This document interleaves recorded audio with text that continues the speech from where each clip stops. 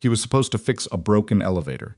Instead, he found a terrified 9-year-old girl hiding in a maintenance shaft, and somewhere above her, armed men were hunting her mother. Nobody in that building knew his name.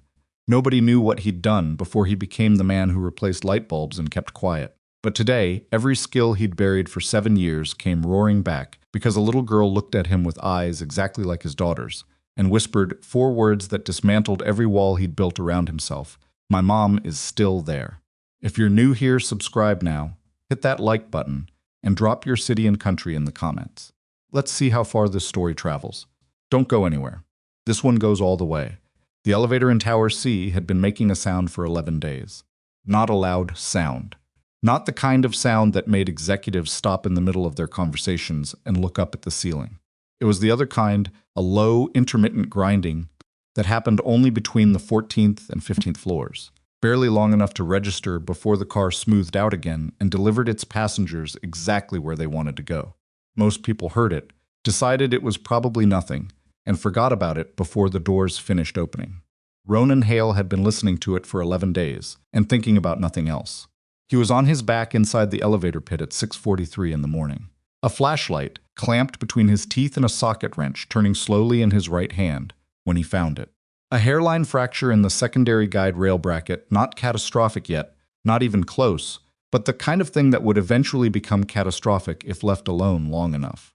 He lay there for a moment studying it, the flashlight making the fracture look deeper than it was, the smell of machine oil and concrete dust settling around him like something familiar. He'd been working at Asterion Aeronautics for 3 years, 2 months, and about 19 days. He knew the number because he'd taken the job 11 days after Tessa started 2nd grade, and he kept track of Tessa's school years, the same way some men kept track of deployments with a precision that had nothing to do with sentiment and everything to do with the fact that she was the only thing he organized his life around anymore.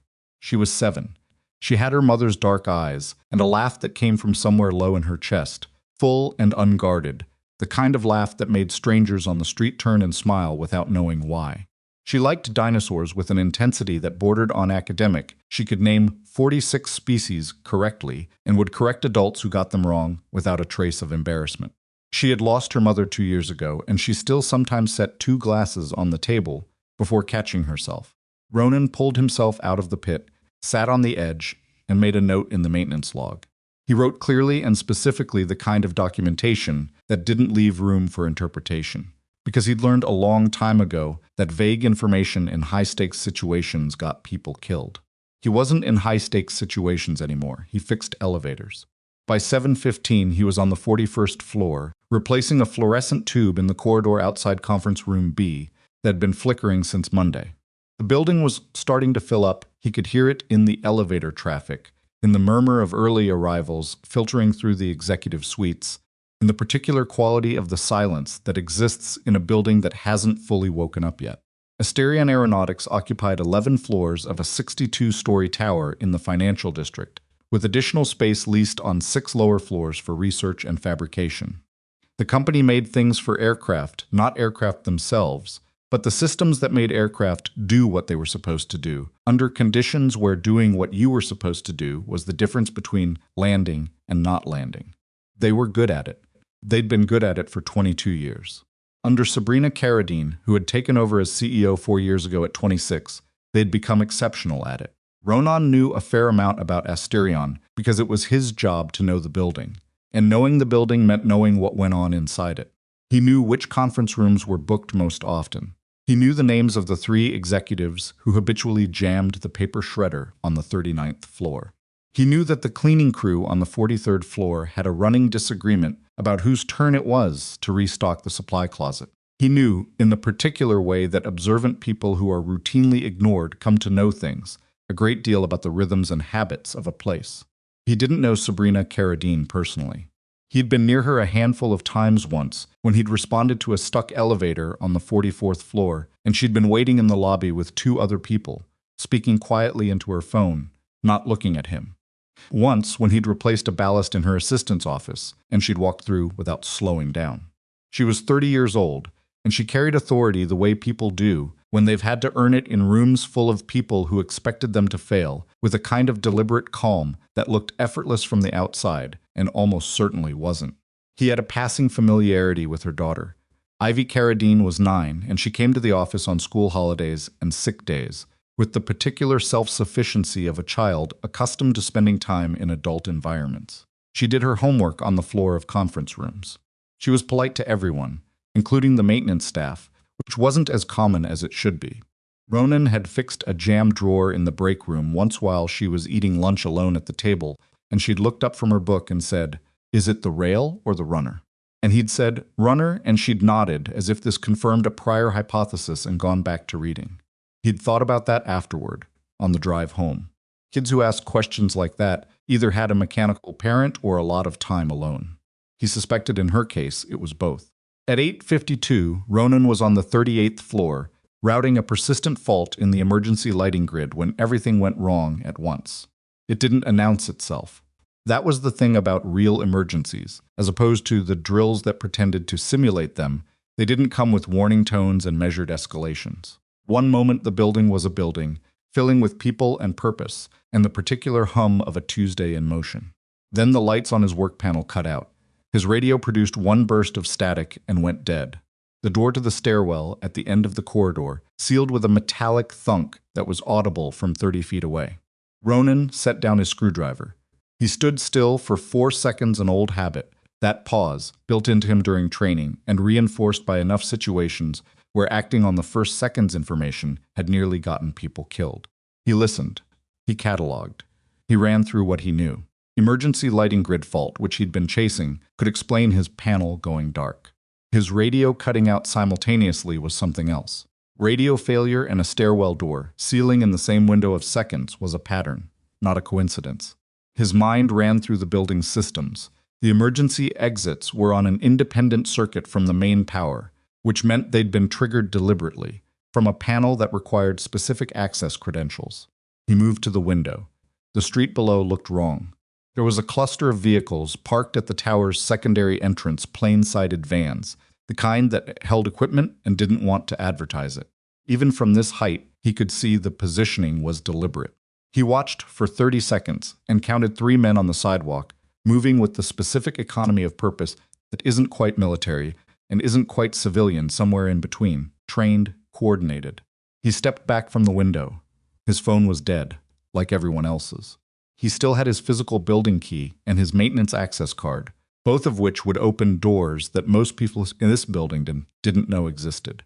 He thought about Tessa. He thought about her for exactly as long as he allowed himself to think about her, in situations that required him to be something other than her father, which was about 3 seconds, and then he put that away in a place, where it would stay until there was room for it again. He went to the supply closet at the end of the corridor, moved 3 boxes of replacement ceiling tiles to the left, and pulled open the access panel behind them. The maintenance passages of a building like this one were not on any public floor plan. They were too narrow to show up meaningfully in architectural drawings, too numerous to warrant individual labeling, and too unglamorous to feature in the glass and steel promotional materials that Asterion used to impress clients. Ronan had found them the way he found most things, by being there, quietly, long enough to discover what everyone else had stopped looking at. He moved into the passage and pulled the panel shut behind him. He heard her before he saw her, or rather, he didn't hear her, which was the thing. He was moving east through the passage between the 37th and 38th floors when he registered the quality of silence. Ahead of him changed slightly, the way silence changes when something is deliberately making itself smaller inside it. It was the specific stillness of someone trying very hard not to breathe. He stopped. He kept his voice low and entirely level. "I'm maintenance," he said. "I fixed the elevators. I'm not going to hurt you." A pause. Then a sound that wasn't quite a word. "It's okay to talk," he said. "I can hear you breathing already." Another pause, shorter this time. "I'm not breathing loud," said a small voice, with an injured dignity that, under any other circumstances, might have made him smile. "You're breathing fine," he said. "I've just been in very quiet places." He rounded the junction and found her wedged into a corner behind a junction box, knees pulled to her chest, a small backpack still on her shoulders as if she'd grabbed it on the way out of somewhere and never had a chance to put it down. Her face was pale, and there was a cut on her palm, not deep, but fresh, that she'd wrapped with what appeared to be a page torn from a spiral notebook. Ivy Carradine, 9 years old. The girl who had opinions about drawer hardware. Are you Ronan? She asked. She was looking at the name patch on his coveralls. Yeah, I've seen you before, she said. The break room drawer. That's right. She looked at him with the measuring expression of a child who has learned not to trust reassurance just because it sounds reassuring. Do you know what's happening? Some of it, he said. Are you hurt anywhere besides your hand? She looked down at her improvised bandage as if she'd almost forgotten it was there. I tripped. I'm okay. Then, as if this required clarification, I didn't cry. That's not really the point, he said, which seemed to surprise her slightly. Can you walk? Yes. Good. Stay close to me and do exactly what I say. Don't talk unless I ask you something. If I stop, you stop. If I move fast, you move fast without asking why. Can you do that? She studied him for another moment. Then she nodded once the same quality of nod he noted as the one in the break room. A conclusive nod, a nod that meant I've already decided, and this confirms it. He turned and began moving. She was quiet. Better than quiet, she was careful, matching her steps to his, keeping close without crowding him, not asking where they were going. He assessed her as he moved, scared but functional, scared in the way that sharpens attention rather than shutting it down. Good instincts, probably, or good enough she'd gotten herself into the maintenance passage without guidance, which meant she'd kept her head when other people hadn't. He worked through the building's layout in his mind, mapping routes, calculating variables. He had a working knowledge of every mechanical system in Asterian's 11 floors. He knew where the cameras were, and, more importantly now, where they weren't. He knew which doors his access card could open, and which ones bypassed security entirely because they were never intended to be secured. He knew that the building's elevator controllers were centralized, but the individual car systems had local override panels, and he knew where every one of those panels was. He also knew that getting Ivy to safety wasn't the end of this. He knew what organized teams in sealed buildings were doing when they were inside them, and they weren't doing it because they'd run out of other options. Something here was worth enough to bring armed men into a high-rise on a Tuesday morning and lock it down from the inside out. Something that someone had helped them find. He was about to file that thought away when he heard the voice not from below him, not from the corridor, but from his left, coming through the ventilation duct that ran parallel to the maintenance passage, carrying sound from the executive floor above with a clarity that the building's architects had certainly never intended. The voice was calm, precise, the kind of voice that has done this before and knows how it ends. Ms. Carradine, it said, we know your daughter is still in the building. I'd recommend we keep this simple. Ivy stopped walking. Ronan reached back without looking, put one hand briefly on her shoulder, a weight, a stillness, a signal, and she stayed exactly where she was. He listened. Sabrina Carradine's voice came through the duct a moment later, controlled. Very controlled, the control of someone aware that showing panic would make things worse. If you've hurt her, no one's hurt anyone, the other voice said. Yet. The Orion file, transfer authority. You have 12 minutes. Then the sound cut as a door somewhere above closed. Ronan straightened. He looked down at Ivy, who was looking up at him with an expression that had gone very still and very adult all at once. That was my mom, she said. I know. She doesn't know I'm okay. No, he said, she doesn't. Ivy was quiet for a moment. The only sound in the passage was the distant mechanical hum of the building, doing what buildings do, circulating air, running current, holding its weight against the pull of the earth. You found a way out, Ivy said. It wasn't a question. Working on it. But my mom is still up there. The sentence was flat. No dramatic emphasis. No tears. Just a fact, laid down in front of him like a stone, solid and heavy and occupying space that couldn't be argued away. Ronan looked toward the passage junction that led upward. He ran the numbers, the armed team, the sealed exits, the 12-minute window, the executive floor, the location of the emergency intercom access points, the elevator overrides, the maintenance passages that connected floors. No one upstairs thought could be connected. He thought about Tessa, about her waiting in front of the school at 3:15, watching the other parents collect their children one by one, wondering where her dad was. He thought about Ivy's hand, wrapped in notebook paper. He thought about Sabrina Carradine's voice in that duct, the control in it, and the fear underneath the control, and the particular quality of fear that comes from not knowing if the people you love are alive. I know, he said. He didn't move toward the exit. He turned back toward the junction.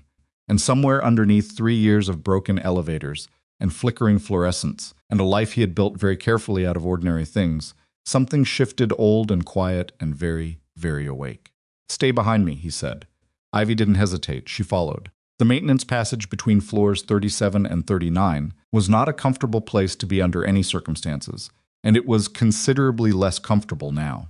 The air was warmer than it should have been. The building's HVAC had gone to manual somewhere above them, which meant the automated climate cycling had stopped, which meant heat from the server rooms on 39 was bleeding sideways through the ductwork instead of being routed out. Ronan noticed this the way he noticed most things about the building, not as an abstraction, but as a physical fact with practical consequences. Ivy noticed too. "It's hot," she said quietly. "Yep. Is that because something's wrong with the building?" "Someone turned off the automatic ventilation," he said. He kept his voice low, and even the same register he used when he was explaining to a building supervisor why a repair was going to take longer than estimated matter of fact. Not alarming. It's a way to control the environment. Make people uncomfortable, harder to think clearly. He considered this for a moment, processing it the way she seemed to process most things, quietly and thoroughly. That's why they did it. Probably part of it. Does it work on you? He glanced back at her.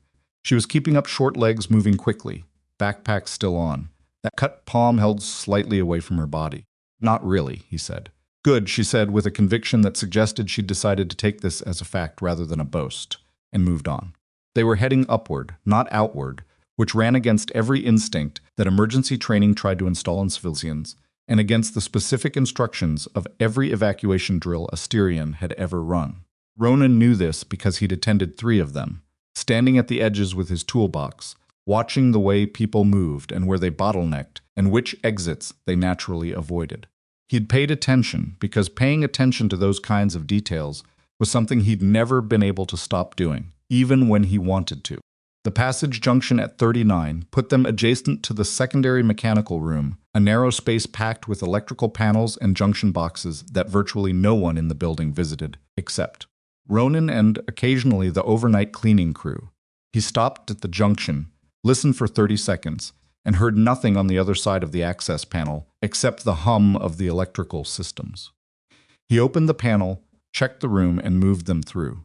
"Sit here," he told Ivy, pointing to the floor behind the largest electrical panel, a gray metal cabinet that stood 6 feet tall and would block her from line of sight from either door. "Don't move. Don't make any sound. If someone comes in and it's not me, get behind that cabinet and stay there." Ivy sat down cross-legged, with the focused obedience of someone who understood the instruction was serious. She looked up at him. "What are you doing?" "I need to understand what we're dealing with," he said. "Before I can do anything useful, I need information." "How long will you be?" 10 minutes, maybe less." She looked at him steadily. "You're coming back." It wasn't quite a question. It was the kind of statement that has a question inside it, and they both knew it. "Yes," he said. She nodded. She pulled her backpack into her lap, unzipped the front pocket, and produced a slightly battered paperback, some kind of natural history book, from the cover, and opened it across her knees with the air of someone who has learned that having something to focus on is better than having nothing. He watched her for 1 second, this 9-year-old girl, sitting on a concrete floor in a hot mechanical room, with a cut on her hand, and her mother held at gunpoint somewhere above her, reading about whatever she read about. Then he pulled the door shut and moved. The building's security infrastructure was designed to give Silas Ketteridge a comprehensive picture of what happened inside Asterian's 11 floors at any given time.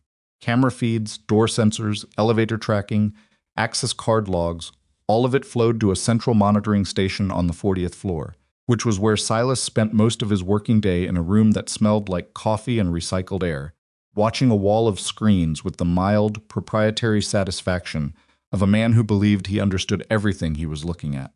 Ronan had been in that room 3 times, once to replace an overhead light, once to chase an electrical fault in the wall socket behind the main monitor bank, and once because Silas had called him up personally about a door sensor that kept logging false entries.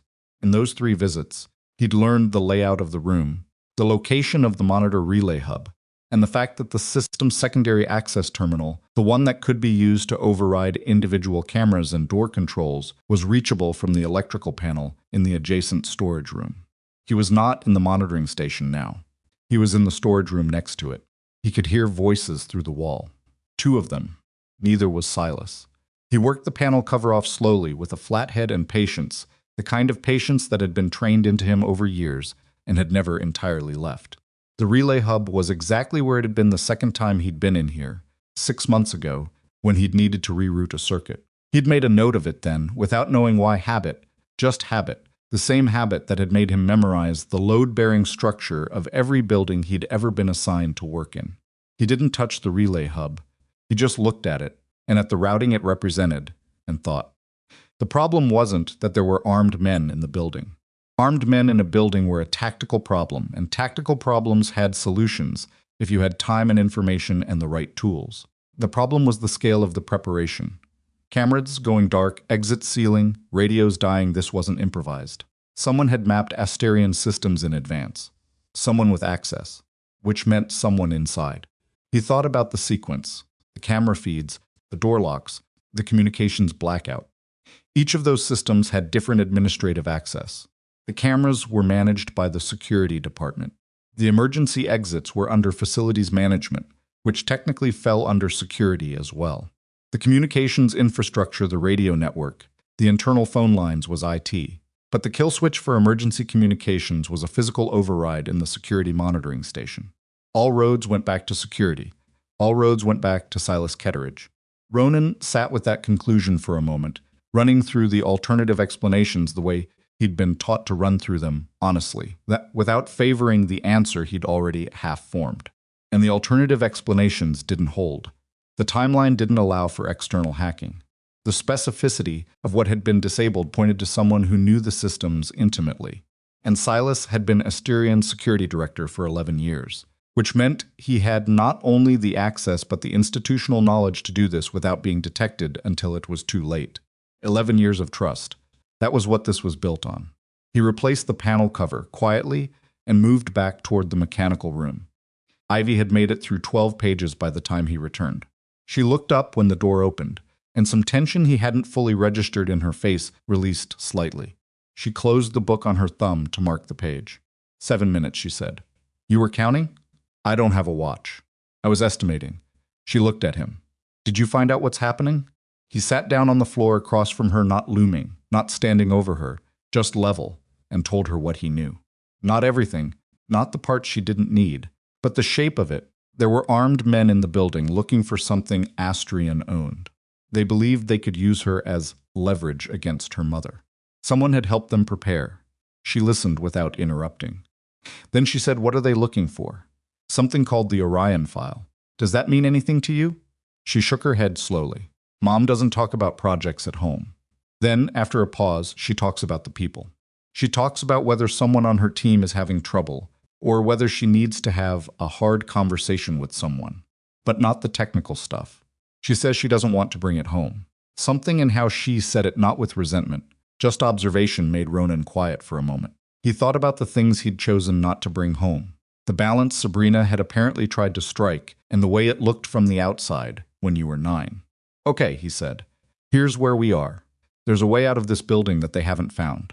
It runs through the sub-basement mechanical corridor, and it exits into the utility alley on the north side of the building, which is outside their perimeter. I can get you out through there. Ivy looked at him.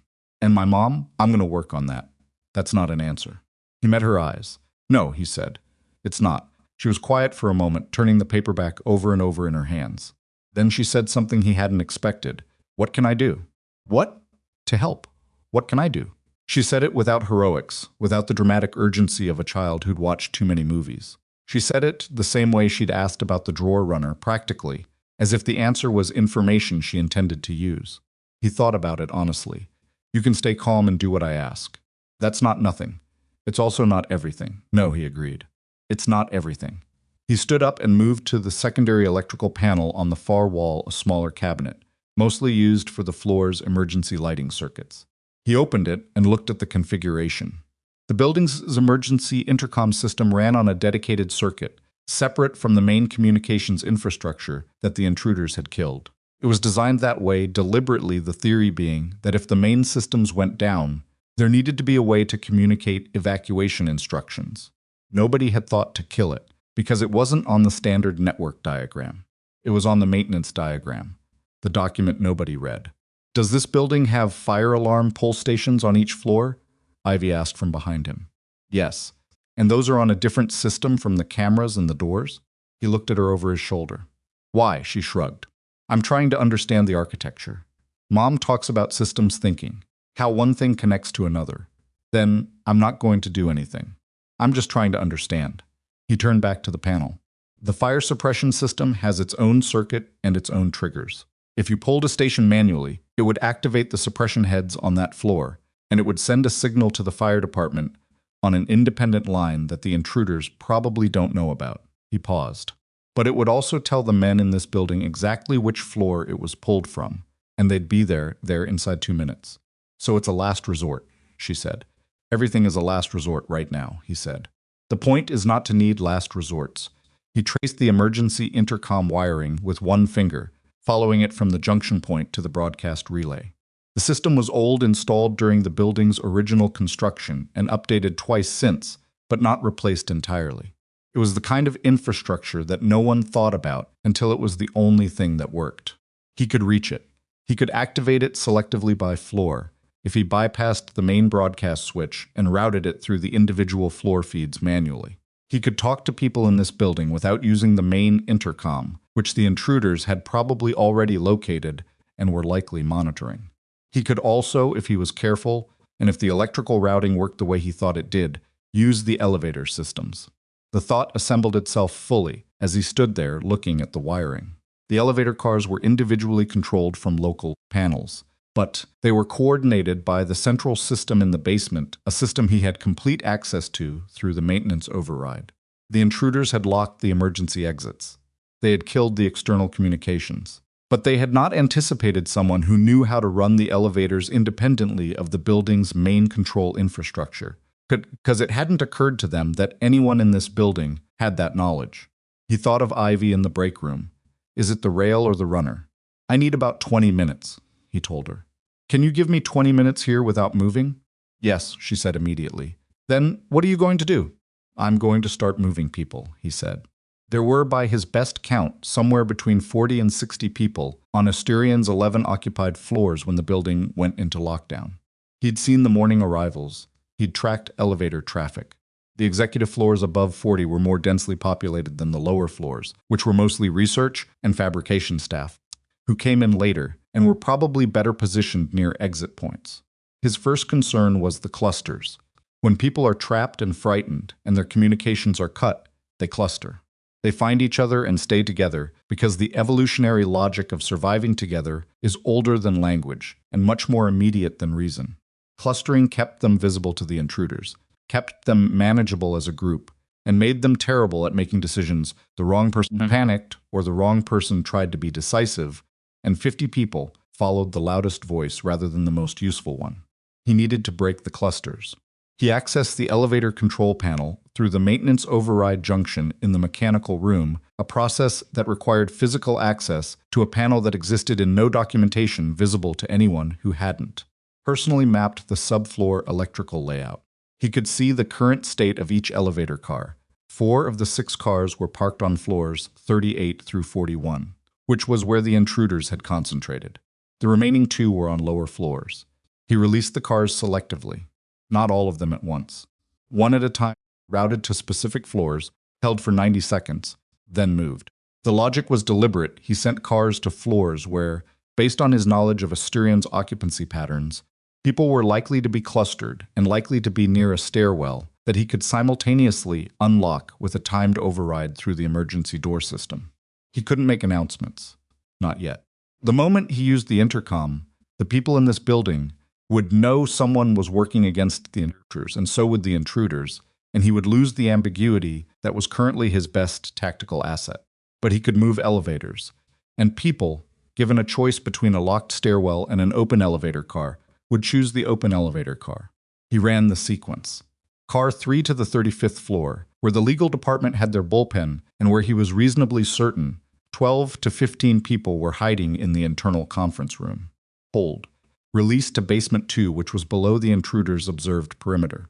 Simultaneously, stairwell door on 34, a door he'd personally rehung 6 weeks ago, and whose locking mechanism he knew intimately timed override for 90 seconds, enough for anyone paying attention to notice it was open and move. Then silence again. No pattern, no rhythm, nothing that looked like a system. He waited. He watched the elevator indicators. Car 3 descended. He moved car 5 to the 37th floor, where the fabrication planning offices were. Then something on the radio frequencies, he'd rigged a passive receiver from components in the mechanical room. Jury, rigged and ugly, but functional, came through in a burst of sharp, agitated traffic. What the hell is happening with the elevators? Something wrong with the control system. Check the monitoring station. Something is overriding. And then a voice he recognized, colder than the others and much more controlled. It's not a malfunction. Someone is in the system. Find them. Silas Ketteridge's voice. Ronan had suspected. Now he knew. Silas wasn't outside with the federal response that would eventually materialize. Silas was inside, on the radio with the assault team, directing them. 11 years. The man had spent 11 years building Sabrina Carradine's trust into a structure he could sell. He felt something that was adjacent to anger, but quieter, a kind of focused cold that was more useful than anger. He set it aside and thought about what it meant tactically. Silas knew the building almost as well as Ronan did. Silas would know about the mechanical rooms, even if he didn't know the specific location of every maintenance override. He would narrow it down. He'd have the team searching the right floors within minutes. Ronan looked at his watch. 17 minutes since he'd told Ivy 20. He moved back to her. She looked up the moment the door opened, and this time, she didn't bother pretending she hadn't been watching the door. "They know someone's doing something," she said. "I could hear the radio traffic through the duct." "Yeah. Is that bad? It changes things," he said. He was already moving to the secondary panel, reevaluating. "It means we can't stay on this floor. Where are we going?" He thought about the building's architecture, the maintenance passages, the elevator shafts, the forgotten spaces between the spaces that were on the floor plan. He thought about Silas, and where Silas would be, and where Sabrina was, and the time remaining on the window the intruders had given her. "Up," he said. Ivy stood up and shouldered her backpack in one motion, the way a person does when they've already made their decision before the word was finished. "Okay? It's going to get harder from here," he said. He wasn't sure why he said it. She hadn't asked, and she seemed to already know it. "I know," she said. She looked at him with those dark eyes that reminded him, with a sudden sharpness, of Tessa. Not because they looked alike, they didn't, particularly, but because of the quality in them. The refusal to look away from a difficult thing. The willingness to know what you know, even when knowing it is frightening. He'd worked for 3 years to give Tessa an ordinary life. He'd taken a job that kept him invisible, lived quietly, asked nothing from anyone. He'd thought, in the way that people think things they have not fully examined, that if he could just stay small enough and ordinary enough, the world would not reach through the life he'd built and take anything else from him. He understood, standing in that hot mechanical room with someone else's daughter, looking up at him, with her chin slightly raised and her bandaged hand at her side, that the world didn't negotiate with you on those terms. It never had. "Stay behind me," he said, the same words as before, carrying the same weight. And they moved. Getting from 39 to 42 without using the main corridors required going up the maintenance passage, cutting through the air handling unit on 40, and accessing the secondary electrical chase that ran between 41 and 42, a space that was technically part of the building's structural system and had no official designation in any document Ronan had ever been given, which he had privately come to think of as the gap. The gap was approximately 3 feet wide and ran the full width of the building's east face. It smelled like concrete dust and something electrical that he had never been able to fully identify. It was not comfortable, and for Ivy's slight but not small, it required turning sideways in places and moving carefully. She didn't complain. He heard her breathing go controlled and deliberate, the way someone's breathing goes when they're managing something they haven't decided to feel yet. He stopped at one point where the chase narrowed further and looked back at her. "You doing okay?" "Define okay," she said, from approximately 2 feet behind him. "Can you keep moving?" "Yes." "That's okay."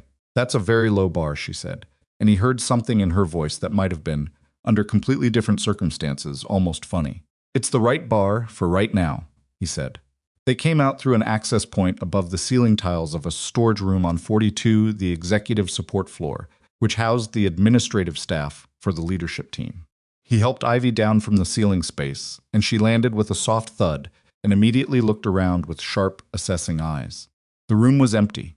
Filing cabinets, supply shelves, a folding table with a coffee maker that had finished its last cycle at some point, and was sitting cold and abandoned in the way abandoned small appliances have about them.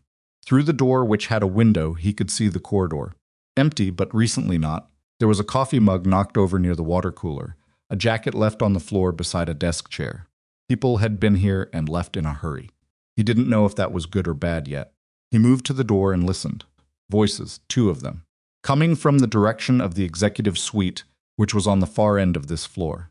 He didn't recognize either voice immediately, but the cadence of one of them careful, slightly pressured, the cadence of someone giving information they hope will be received well tugged at something. Then the other voice answered, and he placed it instantly. Not because he'd heard it in person, because he'd heard it through a ventilation duct, 50 minutes ago, telling Sabrina Carradine she had 12 minutes. The 12 minutes were gone. He checked his watch. They'd been in the building for just over an hour. He turned back to Ivy, who had been watching him through the door window from slightly to his left smart, not crowding his line of sight. "Your mother," he said quietly. "Which floor is her office?" 44, Ivy said, the big corner office. He was on 42.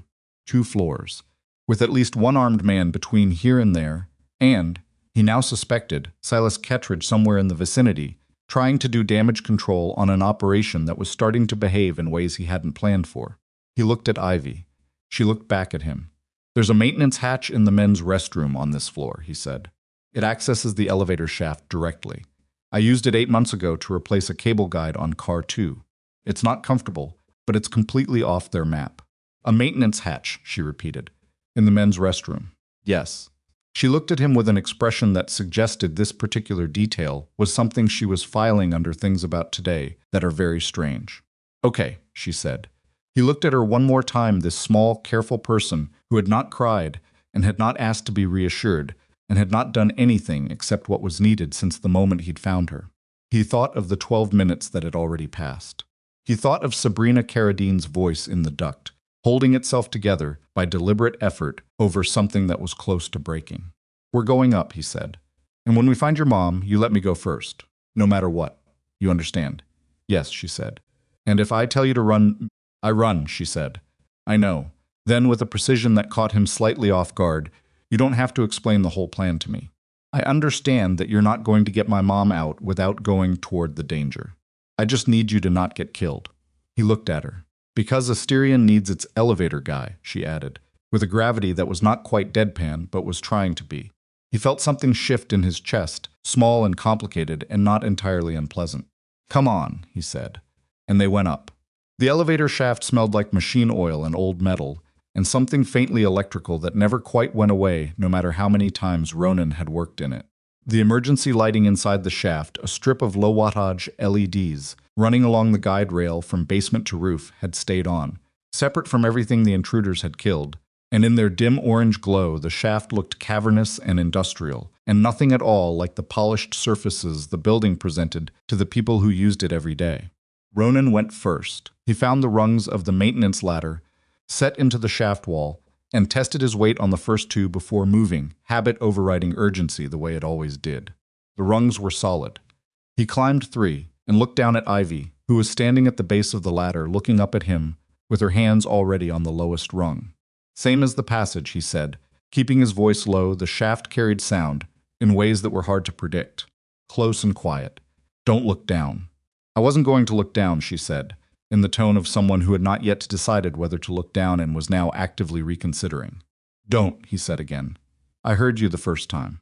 She climbed. She was careful and she was slow and she did not look down. He kept his pace matched to hers, moving just enough above her to give her room, close enough that he could reach her quickly if she slipped. She didn't slip. Her breathing was audible, controlled in the deliberate way he recognized now as her mechanism for staying on top of things, but her hands were steady on the rungs, and her feet found each one without fumbling.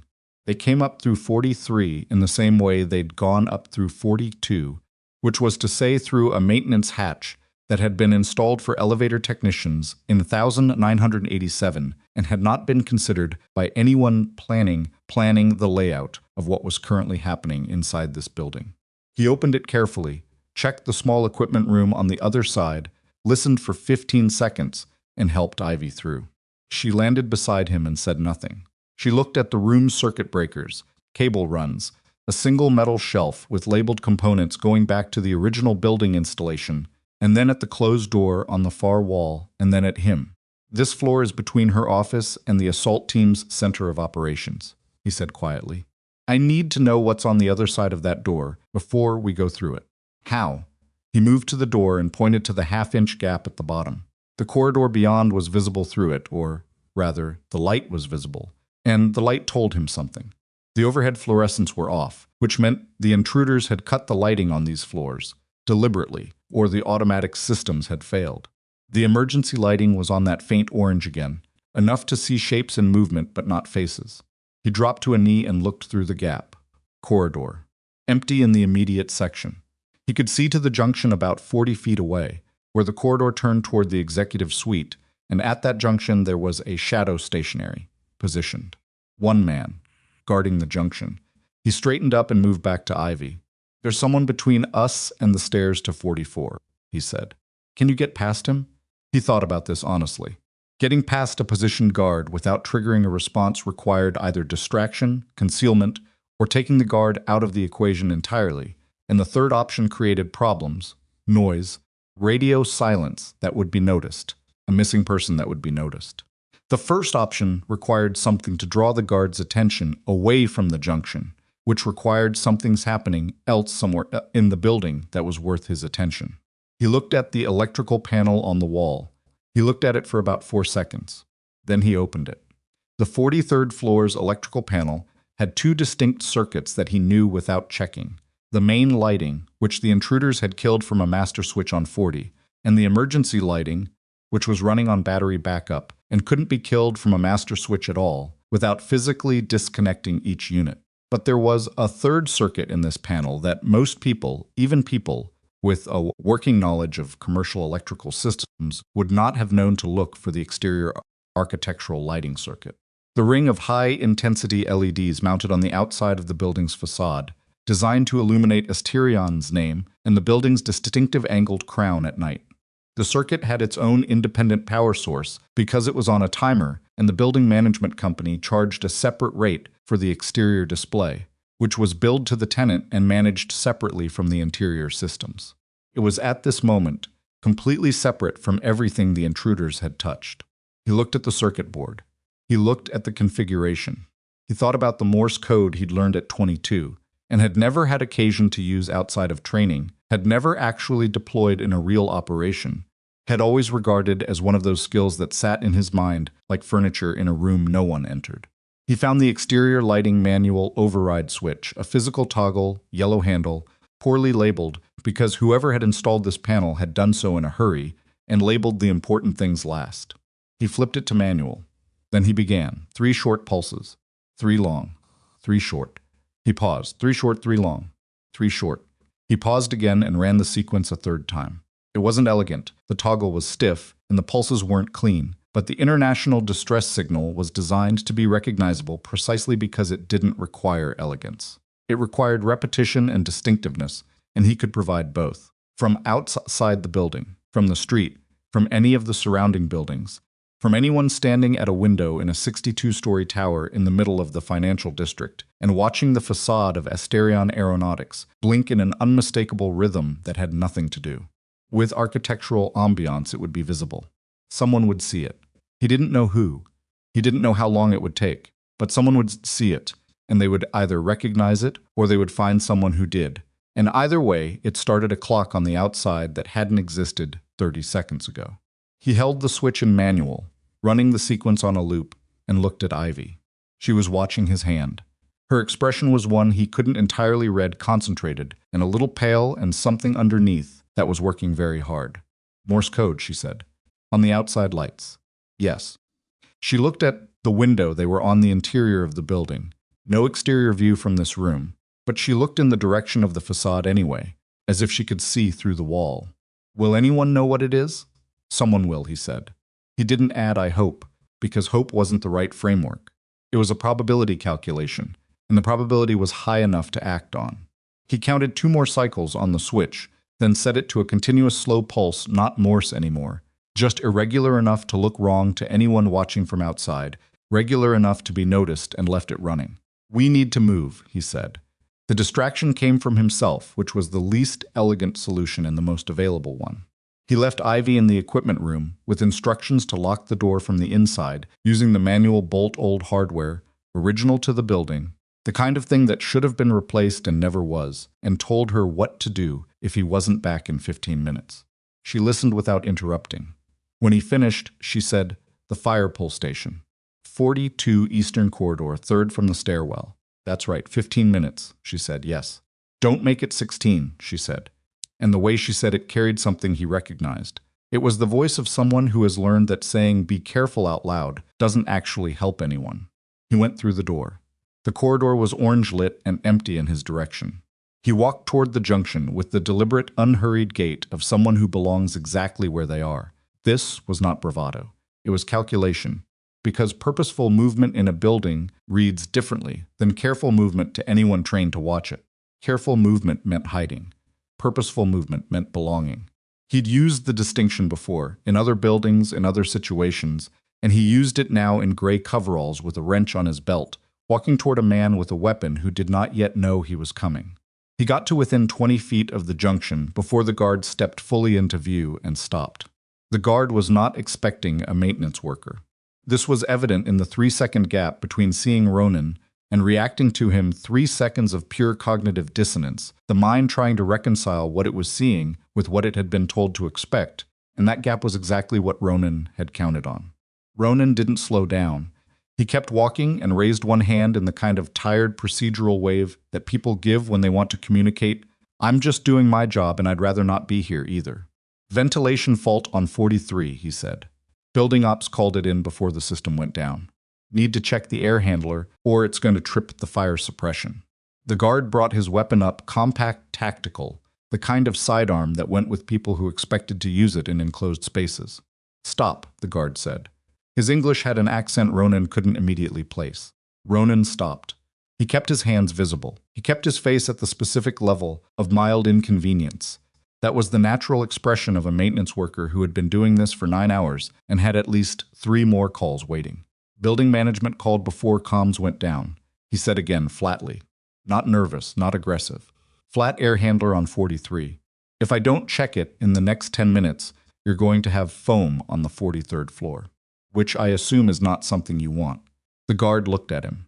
He was young, late 20s, experienced enough to not be obviously rattled, not experienced enough to fully trust his own assessment when reality didn't match the briefing. "Who are you?" the guard said. "Maintenance," Ronan said. He pointed to the name patch on his coveralls. "Ronan Hale, Facilities Department. I fix things." He held eye contact without aggression, the way you hold eye contact when you have nothing to hide, which is an entirely different thing from the way you hold eye contact when you're daring someone to challenge you. The guard raised his radio, spoke into it in a language that wasn't English. Waited.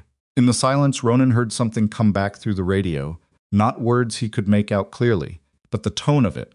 And the tone was the sharp, agitated frequency of people who were dealing with something they hadn't anticipated. The elevator movements, the lighting on the exterior. Someone had noticed the exterior lighting.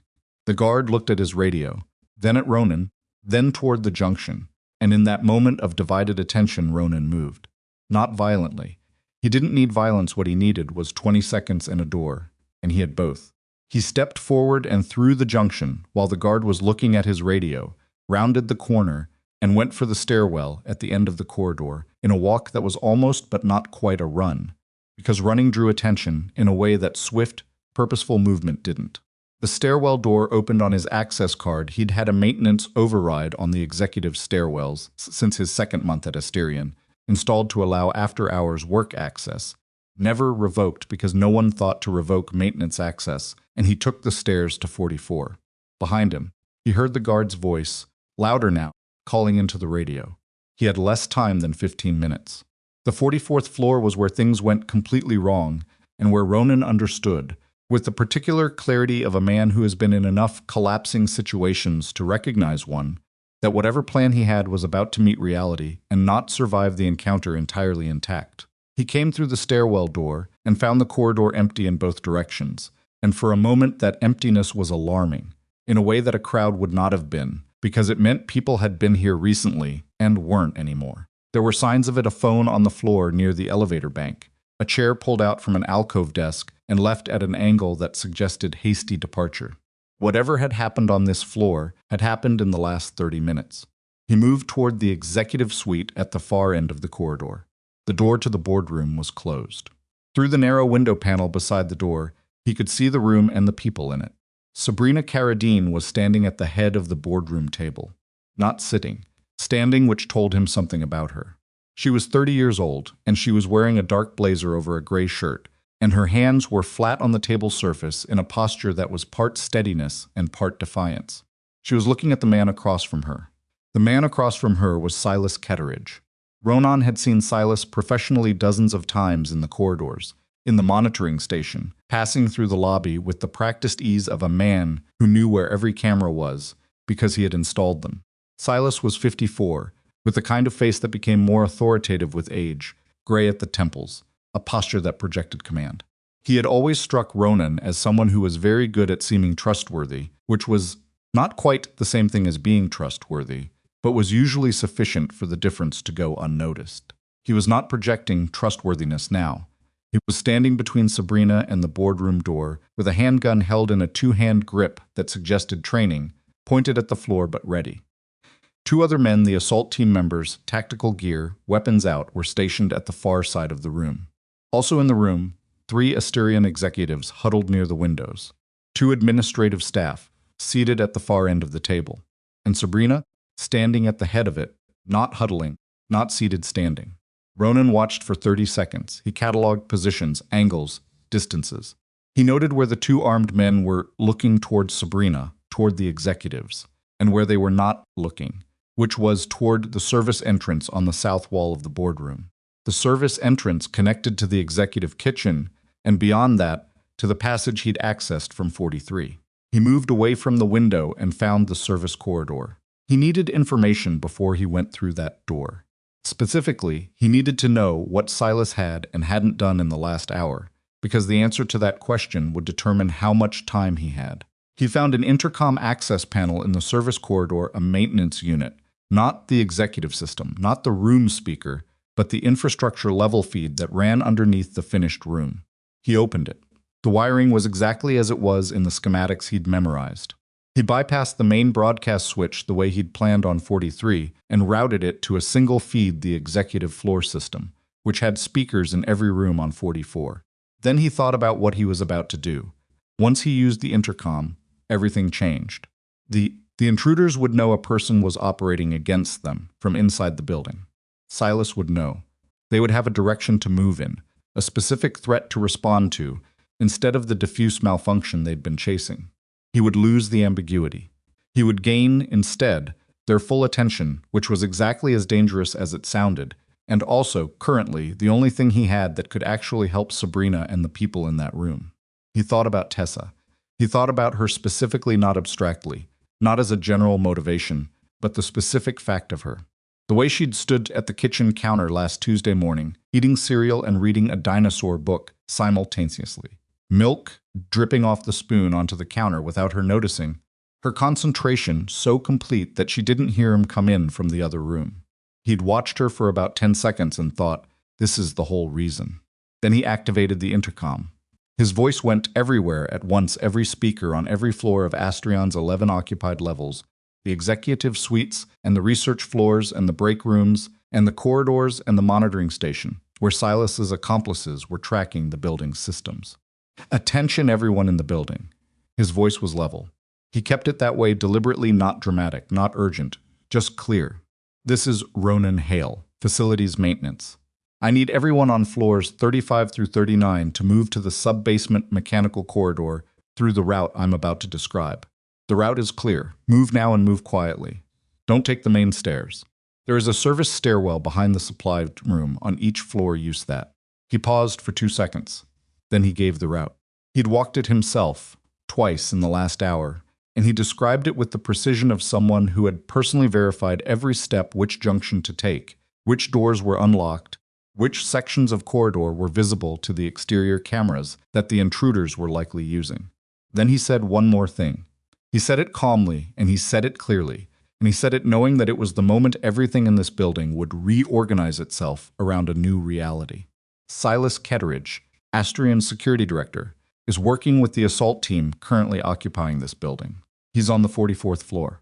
Every system access, every security override, every door that's sealed, and every camera that went dark this morning, those logs still exist, on servers he doesn't have physical access to, and they have his credentials attached to every entry.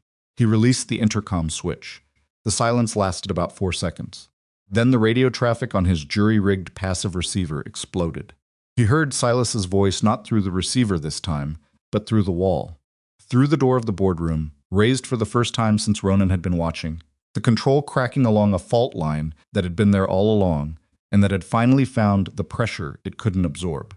He heard other voices, the assault team members, rapid and overlapping, trying to re-coordinate around a situation that had changed shape in 30 seconds. He heard from somewhere below the sound of elevators moving, and then he heard something else.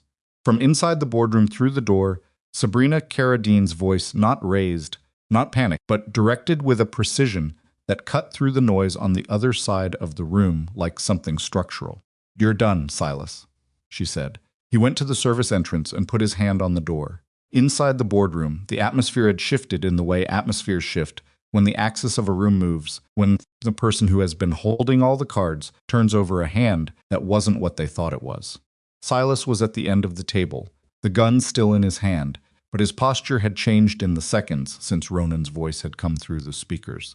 The posture of a man who had been in control was gone. What was there instead was something rawer and more dangerous, the specific instability of someone who has watched their plan collapse and is making real-time decisions with no good options. "That's nobody," Silas said, and his voice had the careful quality of a person who is saying something they don't entirely believe. "That's one maintenance worker trying to play hero. The system's logs can be explained." "Can they?" Sabrina said. It wasn't a question. "You have no idea what you're talking about," Silas said. "I have a very specific idea," she said, "because I started pulling access reports 3 weeks ago."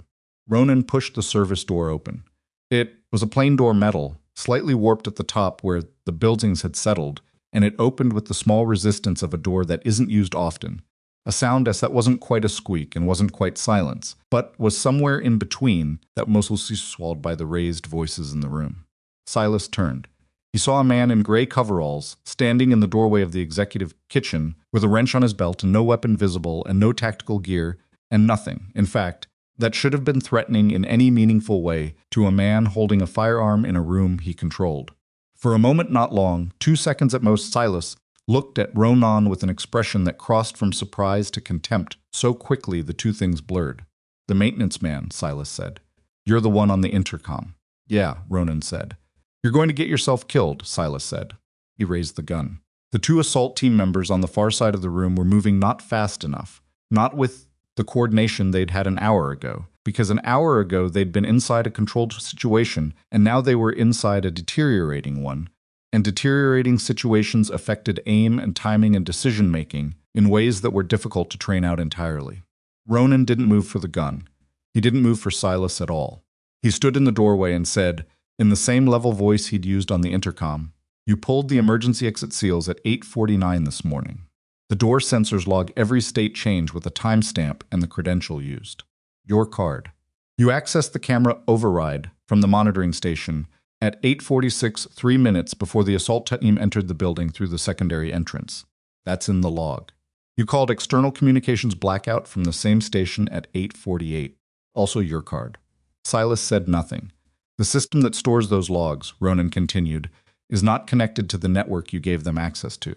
It's on an isolated backup server in the sub-basement that runs on a separate power circuit. I know because I replaced the UPS battery on that server 6 months ago, and I checked the network isolation as part of the work order."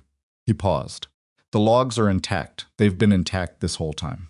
Everything you did this morning is documented in a system you have no way to reach." The room was very quiet. Sabrina Carradine had straightened up from the table and was looking at Silas with an expression that was not triumph, and was not satisfaction. It was the expression of someone who has known something for 3 weeks and is watching it confirmed in real time, which is a particular kind of awful that doesn't feel like winning.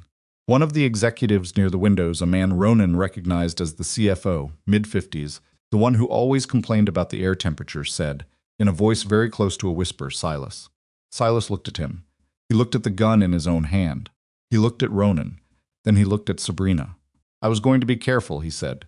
And the strange thing about it, the thing Ronan would think about later, in the days and weeks afterward, was that it didn't sound like an excuse. It sounded like a man saying something true, something that had meant something to him, that had perhaps even been true at some earlier point. I had a buyer lined up. The prototype was supposed to go clean. Nobody was supposed to get hurt. Nobody, Sabrina repeated. Her voice was very controlled. My daughter is somewhere in this building. She was supposed to be evacuated with the civilian staff, Silas said, and there was something in his voice now that was close to distress, not guilt exactly, but the particular distress of a plan that had failed to account for a human variable. She wasn't supposed to be on this floor. But she was, Sabrina said. I know, Silas said. The two assault team members had stopped moving. They were watching this exchange with the expressions of people who had come for a clean operation and found themselves inside something messier than they were paid for. Ronan watched all of them. He watched the gun, and he watched the two men at the window, and he watched the door behind them, and he cataloged, because cataloging was what he did and what he had always done, because it was the thing that kept him from being caught without an option when options closed. His hand rested on the wrench at his belt. He had not planned to need it. He was prepared to need it. Then Silas's radio crackled the one on his belt, separate from the assault team's frequency, the building security channel. And through it came a sound that Ronan recognized before he understood it consciously, the sound of organized personnel moving through a building exterior. The particular acoustic signature of a tactical entry, different from everything that had been happening inside. Someone had seen the lights. Silas heard it too. He looked at the radio. He looked at Ronan. He looked at the gun in his hand as if he was having a conversation with it that no one else could hear. And then, from the service entrance behind Ronan, from the maintenance passage that ran between 44 and 43, a small sound. The kind of sound that shouldn't have been there. A footstep, light and quick, that Ronan recognized with a sinking immediacy, because he knew exactly who made footsteps that sounded like that. He turned. Ivy was standing in the doorway of the executive kitchen. She had not waited 15 minutes. She had waited, he estimated, about 9. Then she had come up through the shaft the same way they'd come up to 43, alone, because she'd heard the intercom and she'd done the math, and she decided 9 minutes was enough, and she was not the kind of person who stayed locked in a room when her mother was 20 feet away. She was standing very still in the doorway. She was looking at Sabrina. Sabrina had gone completely rigid, not with fear, but with something that fear had no room beside. She made a sound that wasn't quite a word. Her hands came off the table. Silas moved. He moved toward Ivy, not with the gun raised, not with threat in the motion, but with the instinct of a man who still thought he had one thing to bargain with and had just seen it walk through a door. He moved fast, and he was between Ronan and the service entrance in 2 strides, and Ronan moved at exactly the same moment, and what happened in the next 4 seconds was not elegant, and was not clean, and was not the kind of thing that resolved itself with anyone unscathed. Ronan got between Silas and Ivy. He put himself there with the total physical commitment of someone who has decided, not in this moment, but in all the moments preceding it, that there is something he will not allow to happen regardless of what it costs him. He was 40 pounds lighter than Silas, and he was in gray coveralls, and he had a wrench, and what he also had underneath everything, underneath 3 years of broken elevators and fluorescent tubes and a life built from ordinary things, was training that did not expire, and did not forget itself, and did not care what he was wearing. Silas hit the floor. It was not graceful. Ronan's shoulder was going to remind him about this for approximately 2 weeks afterward, and there was a moment in the middle of it where the wrench fell from his belt and skittered across the boardroom floor, and someone, one of the executives near the window, made a sound like they were trying not to breathe. But Silas hit the floor, and the gun wasn't in his hand anymore, and the 2 assault team members were looking at each other, with the expression of people who have just watched the calculation change. Ronan straightened up. He was breathing harder than he would have liked. His left shoulder was not cooperating fully. He turned to the 2 men at the window. "Federal tactical entry," he said, nodding toward the windows. The sounds from outside were louder now, unmistakable. "You have maybe 3 minutes before this floor has a different kind of company. What you do with those 3 minutes is your decision." The 2 men looked at each other. They set their weapons on the boardroom table. The room held its breath. And then Ivy walked past Ronan with the particular directness of a 9-year-old who has decided the danger is over and crossed the boardroom floor. And Sabrina Carradine came around the table, and they met somewhere in the middle. And Sabrina went to her knees on the boardroom carpet and pulled her daughter in and held on with the specific fierceness of someone who has spent an hour not knowing if they would ever do this again. Ronan looked at them. He looked at his left shoulder. He looked at the gun on the floor, the wrench across the room, Silas zip-tied with his own security. Lanyard Ronan had done that in the last 30 seconds, economy of motion, using what was available, and the two formerly armed men standing with their hands up near the window, watching the door with resignation. He looked at the gray coveralls he was wearing, the name patch on the chest.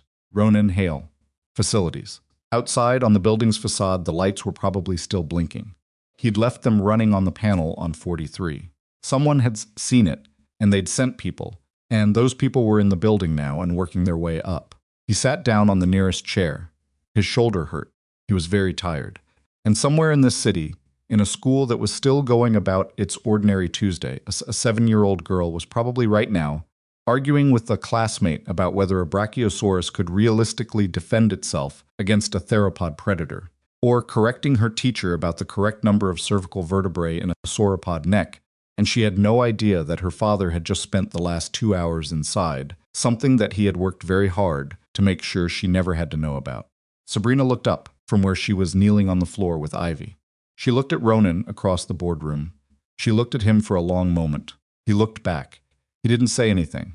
She didn't say anything. Some things don't need immediate language. They need time and space, and the particular quiet of after, when everything that was impossible is finished, and you're still here.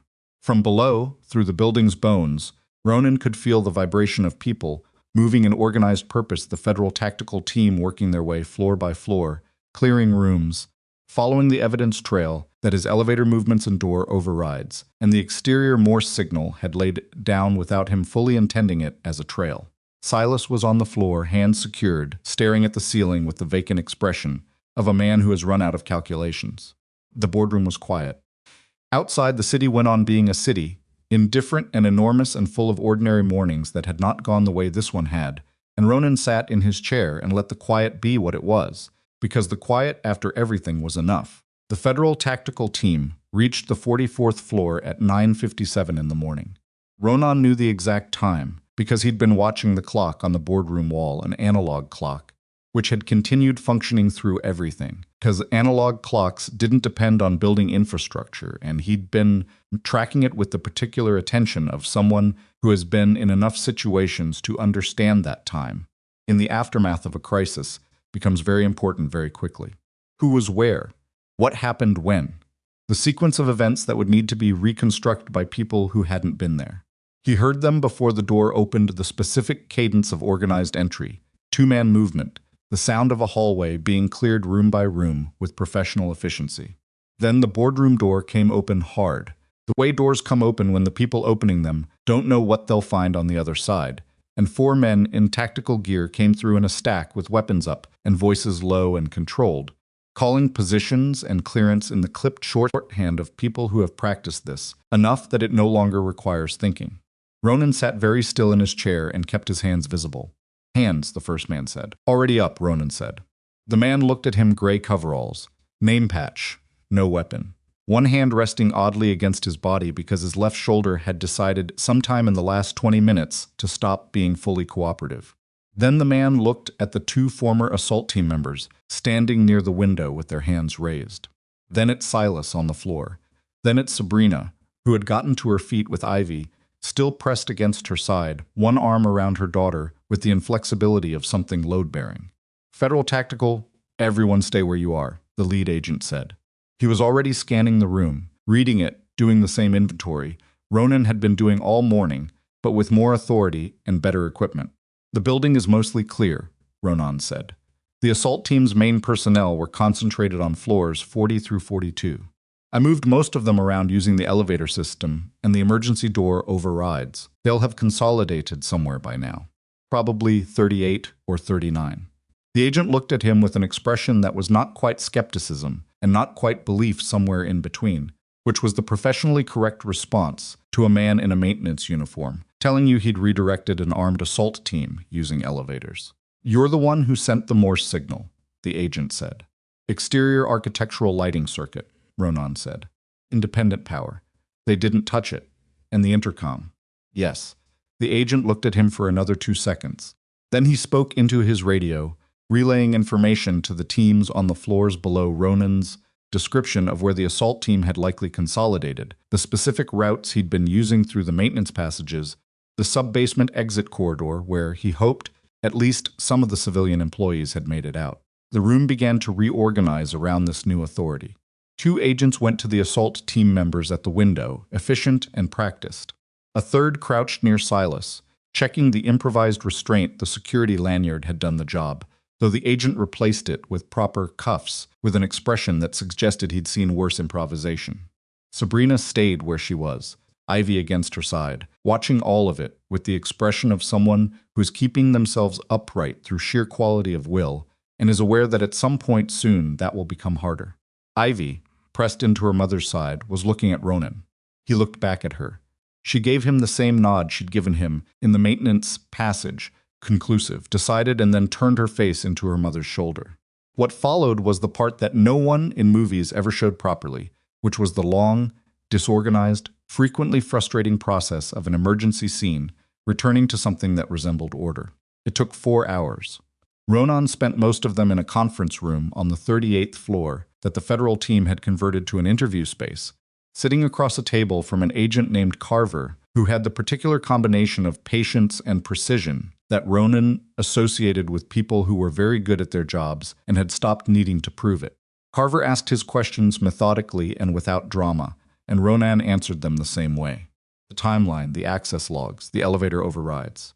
The passive radio receiver he'd built from the mechanical room components. The maintenance panel through which he'd accessed the emergency intercom. The exterior lighting circuit and the Morse signal. He walked through all of it with the systematic thoroughness of a man writing a maintenance report. Every action, every timestamp he could reconstruct, every decision and its reasoning. At one point, Carver set down his pen. "The access log on the isolated backup server," he said.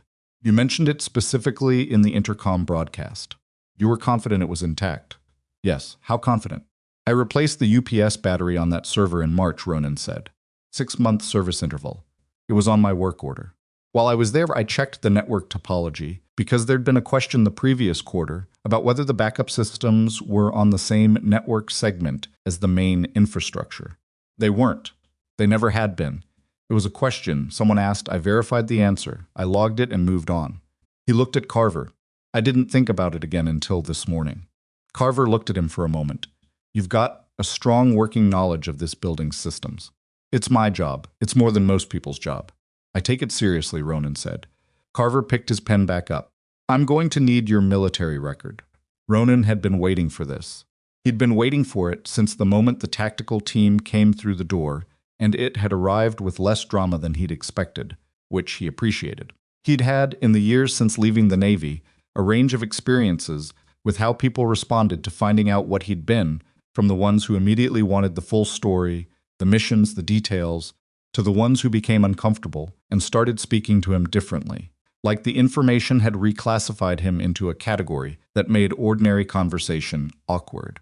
He hadn't had much experience with people who simply noted it as a data point and kept moving. "Honorable discharge," Ronan said, 7 years active. "SEAL Team 8.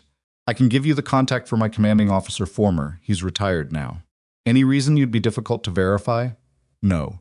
"You've been working building maintenance for how long?" 3 years here. About 18 months at a previous facility before that. Carver made a note.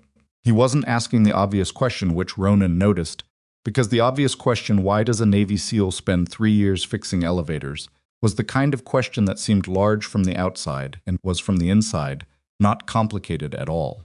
But Carver didn't ask it, and Ronan didn't volunteer it, and after another 40 minutes of timeline reconstruction, the interview wrapped up, and Carver handed him a card and told him they'd need him available for follow-up. "You're free to go for now," Carver said. "We have your contact information." Ronan stood. His shoulder had stiffened in the chair and complained when he moved, a solid, specific ache that would need ice and rest, and probably a few days of modified work, none of which he was going to get this week. He was almost to the door when Carver said, "For what it's worth, the logs on the backup server are intact. Ketteridge's credentials are on every override. It's exactly what you said it was." Ronan nodded. "You saved a lot of people today," Carver said. He said it simply, without inflection, like a data point. "I fixed an elevator this morning," Ronan said. Everything else just happened. Carver looked at him with an expression that suggested he found this assessment incomplete, but was not going to argue with it, which was, Ronan thought, the correct response. He left the room. The lobby of Asturian Aeronautics had been converted into a staging area.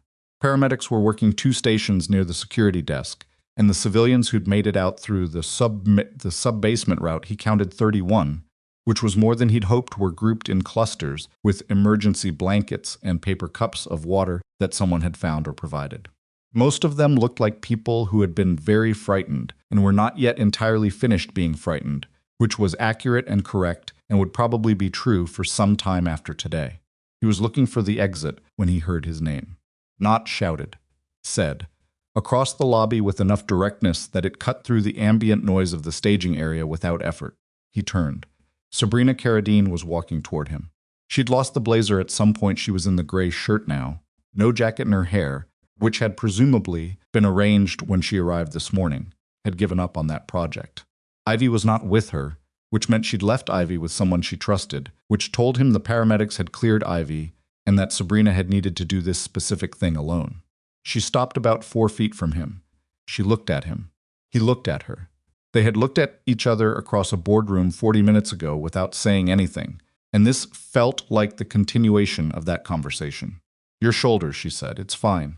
"It's not," she said, with the flat certainty of someone who had been watching him favor it for the last 40 minutes. "It's manageable," he said, which was a more accurate statement. She accepted this. She was quiet for a moment, and he had the sense of someone organizing themselves, not their emotions, which she seemed to have under reasonable control, but her thoughts. What she wanted to say and in what order. "Ivy told me about the break room," she said finally. "The drawer. She said she'd met you before." "She asked about the runner," Ronan said. "She knew which component it was. She pays attention to things," Sabrina said. "I noticed." Another silence. Around them, the staging area continued its low-organized chaos radios. Voices, someone on the far side of the lobby giving a statement to an agent with a recorder. "I want to thank you," Sabrina said. "I'm aware that's not sufficient, and I'm going to say it anyway. You don't need to." "I know I don't need to," she said, with a sharpness that wasn't unkind but was very direct. "I'm not saying it because it's required. I'm saying it because my daughter is alive, and so is everyone in this building, and I'm standing here instead of—" She stopped. She took a breath. "So, thank you." "You're welcome," he said. She looked at him for a moment. "That's it? You're welcome? What do you want me to say?" "I don't know," she said. "Something. Most people would say something more." "Most people weren't fixing an elevator this morning," he said. She almost laughed. Not quite. It didn't have the shape of a laugh. It was too tired and too raw at the edges, but something in her face shifted in that direction and then settled back to something that was closer to honest than anything he'd seen on her face in any of the handful of times he'd been near her before today. "I've been running this company for 4 years, she said. "I hired Silas Ketteridge because he came recommended by 3 people I trusted. I gave him full access to every security system we had because that was the job. I trusted him with Ivy's safety." She paused. "He sat in my office every week for a year and had meetings with me about threat assessment." "You started pulling access reports 3 weeks ago," Ronan said. "You told him that." "I had a feeling," she said. "Not evidence, just a feeling that something was wrong. Small things, inconsistencies in the response logs, a security protocol that had been altered without a change notice. Nothing that would hold up. Just enough to start looking. You told him in the boardroom because you wanted him to know you'd been looking before any of this happened," Ronanson said. She looked at him steadily. "Yes, that was smart. It was also terrifying," she said, and there was something in how she said it very quiet. No performance that was the most honest thing he'd heard from anyone all day, including himself. He nodded. He understood terrifying. He understood doing the thing anyway, and he understood not wanting credit for it, because doing the thing anyway when you're terrified isn't bravery in the way people meant bravery. It's just the only option you can live with. "I need to pick up my daughter," he said, "from school. At 3:15. Sabrina blinked. It was a very slight blink, the blink of someone who has been inside an enormous event for the last several hours, and has briefly forgotten that the rest of the world continued to have ordinary logistics during it. Of course, she said. She doesn't know any of this happened, he said. I'd like to keep it that way as long as possible. How old? 7. Sabrina nodded slowly, and something in her expression shifted. He watched it shift, this subtle reorganization, and he thought it was probably the recognition of a parallel that she hadn't expected to find. A parent measuring distance between what happened and what their child needs to know. She has dinosaurs, Ivy said. He turned. Ivy had materialized beside her mother, with a paramedic's adhesive bandage on her palm, and a different expression than she'd worn all morning, still watchful, still precise, but something underneath it had released slightly in the way things release when the immediate danger is genuinely over. She was holding a cup of water and looking at Ronan with something that was trying to be casual and wasn't entirely succeeding. My daughter, he confirmed. Yes. Ivy told me about a book she's been reading, Sabrina said. Natural history. Prehistoric megafauna, Ivy said, with the specificity of someone who objected to vague categorization. It's not the same thing. She'd know the difference, Ronan said. I know, Ivy said. She looked at him, and the thing that was trying to be casual gave it up and became something more direct. Is your shoulder okay? It'll be fine. You're saying that because you don't want anyone to make a fuss. Probably, he said. You should let the paramedics look at it, she said, before you leave. My mom can make them. I don't need anyone to make the paramedics. She's right, Sabrina said, and there was something in her voice now that was different from the boardroom voice, something that had room in it for something other than control. He looked at the two of them, standing side by side in the organized chaos of the lobby. Sabrina, who had spent 4 years building a company in an hour, holding herself together under a gun. Ivy, who had climbed an elevator shaft alone and walked into a boardroom full of armed men because her mother was on the other side of the door, and 9 minutes was enough. Fine, he said. 5 minutes, 10, Ivy said. He looked at her. The shoulder's worse than you're saying, she said. 10 minutes. He went to the paramedic station.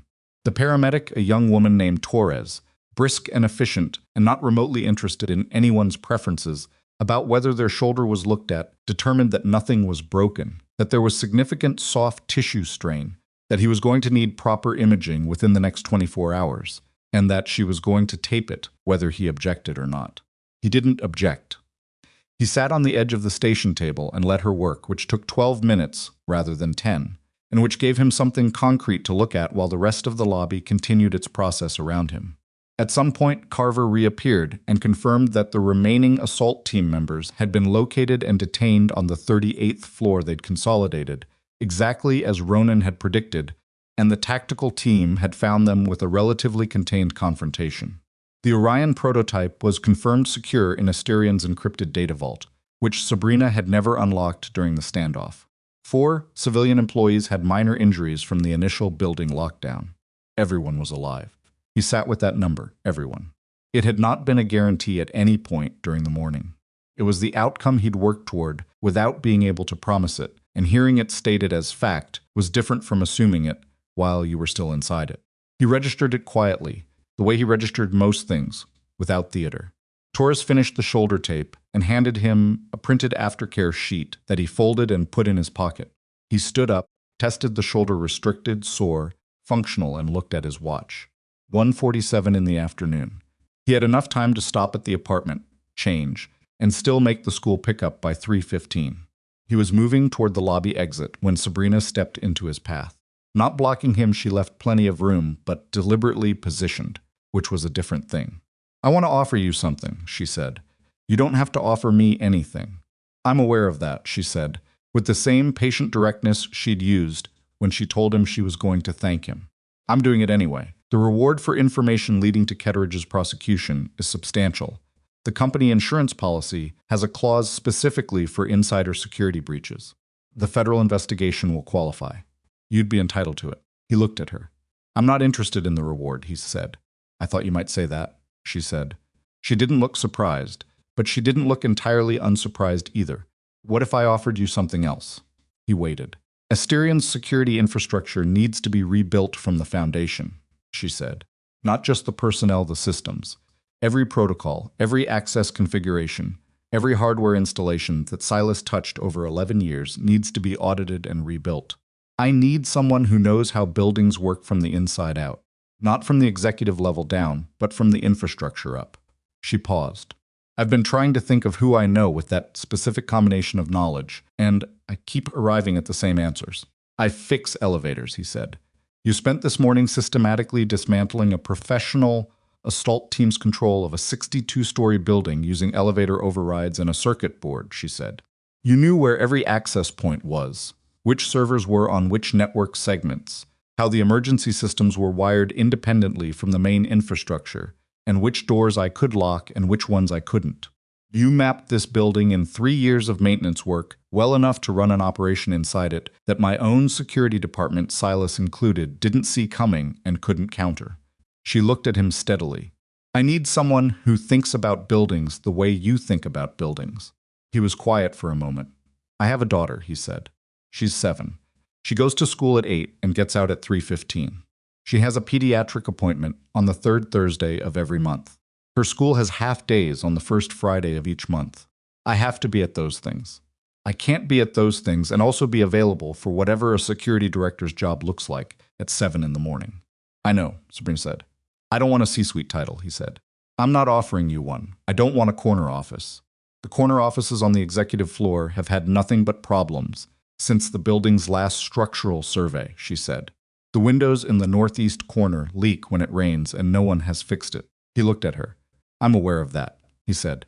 It's been on my work order list for 6 weeks. The building management company keeps deferring the contract.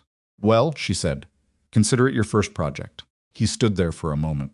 He thought about the school run at 3:15 and the pediatric appointment on the 3rd Thursday, and the half-days on the 1st Friday. He thought about Tessa setting 2 glasses on the table before catching herself. He thought about the job he'd taken at Asterion, because it was steady and ordinary, and kept him small enough that the world might not reach through it. He thought about Ivy in the elevator shaft, climbing alone, 9 minutes instead of 15, because her mother was on the other side of a door. Regular hours, he said. Yes, not on call outside working hours unless it's genuine emergency infrastructure. Defined in writing, she said.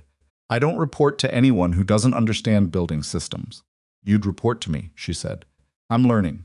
He looked at her. He thought about what it would mean to put his name on something, not to disappear into the infrastructure of a place, but to build the infrastructure, to rebuild it, to do the work he'd done this morning, not as an accident of circumstances, but as the actual job. He thought about Tessa again, and what he'd been trying to give her, and what that life actually looked like from the inside side the apartment that was fine, the school that was good, the paycheck that covered what needed to be covered, the way he'd organized everything around smallness because smallness felt like safety. I want it in writing, he said. The hours, the scope, the reporting structure. Obviously, she said. And I want someone to fix the northeast corner windows before winter. I'll add it to your work order, she said. And something in her voice had shifted in a way that wasn't quite humor, but was adjacent to it, the tone of someone who is more relieved than they want to show and is covering it with precision. He nodded. They stood there for a moment in the lobby of a building that had been a crime scene 3 hours ago and was in the process of becoming itself again, the particular ordinary chaos of a place, resuming its function after a disruption. Agents moving through, paramedics packing up, civilian employees, the ones who hadn't already been sent home, standing in small groups talking in the low, slightly compulsive way people talk when they've been through something together and are still processing that they're on the other side of it. One more thing, Sabrina said. He waited. Ivy wants your daughter's name, she said. She's been asking. She says she has questions about prehistoric megafauna that she's been thinking about for the last 3 hours, and she'd like a second opinion. He looked across the lobby to where Ivy was sitting on a bench near the security desk, the natural history book open in her lap, her cup of water held in her bandaged hand. She was reading with the same complete concentration as always. She felt him looking and glanced up. The glance had in it the same quality as the nod conclusive, decided, as if the question of whether they were going to see each other again had already been answered, and she was simply waiting for the adults to catch up. Tessa, he said. Tessa, Sabrina repeated. She prefers theropods over sauropods, Ronan said. Fair warning. Ivy will have opinions about that, Sabrina said. Good, he said. Tessa likes people with opinions. He picked up his toolbox from where he'd set it down near the security desk he'd been carrying it all morning. Habit, the muscle memory of a man who goes to work with his tools and walk toward the exit. The afternoon light came through the lobby glass in the particular flat way it does in the middle of the day. Not golden, just light. The ordinary light of an ordinary Tuesday that had not been ordinary at all. At the door he stopped. He looked back at the building. Not the lobby specifically past it, at the elevator bank where car 3 was sitting with its doors open, returned now to the ground floor. The elevator that had been making a sound for 11 days. That he had been on his back in the pit fixing at 6:43 this morning. He thought about the hairline fracture in the secondary guide rail bracket. It was still there. He'd been pulled out of the pit before he'd finished the repair. He'd need to come back and finish that, he thought. He went through the door. The city was going about its afternoon. Traffic, pedestrians, the particular sound of a financial district at 2 in the afternoon, delivery vehicles and footsteps, and the distant compressed sound of a subway train passing underground. He stood on the sidewalk for a moment and breathed the air, which was warm and slightly exhaust-tinged and completely, unremarkably ordinary. He started walking toward the parking structure where his truck was. He had 90 minutes before 3:15, which was enough time to go home and change. He would need to tell Tessa something about why his shoulder was taped, because she would notice immediately and ask, because she always noticed and always asked, because she was, in this as in everything, her mother's daughter and not at all inclined to let things go unexplained. He would figure out what to tell her. He had 90 minutes and he'd worked with less. Behind him, somewhere on the 43rd floor, the exterior lighting was probably still running its irregular pulse. He'd deal with that tomorrow, put it back on the timer, close out the manual override, document the reason for the deviation in the maintenance log. He kept meticulous logs. It was a habit, and it had turned out, today of all days, to matter. He thought about the log entry. How to describe what had happened to the exterior lighting circuit between 8:50 and whenever the federal team had gotten to it. He'd need to be accurate without being theatrical. Just the facts: circuit access for manual operation, more signal transmitted as distress indication, subsequent federal response initiated. He walked. The parking structure was 2 blocks east. His truck was on the 3rd level, space 41, where he always parked it because he'd parked it there the first week he'd worked at Asterion and had never had a reason to change. He climbed the structure's stairs because the elevator in the parking structure had been making a sound for about 3 weeks, a different sound from the one in Tower C, more of a shimmy than a grind, probably a worn roller on the lower guide, and he'd been meaning to put in a service request and kept forgetting, and standing in the stairwell, now he decided he'd make the call himself. The direct number for the structure's maintenance contractor was in his phone. He'd do it from the car.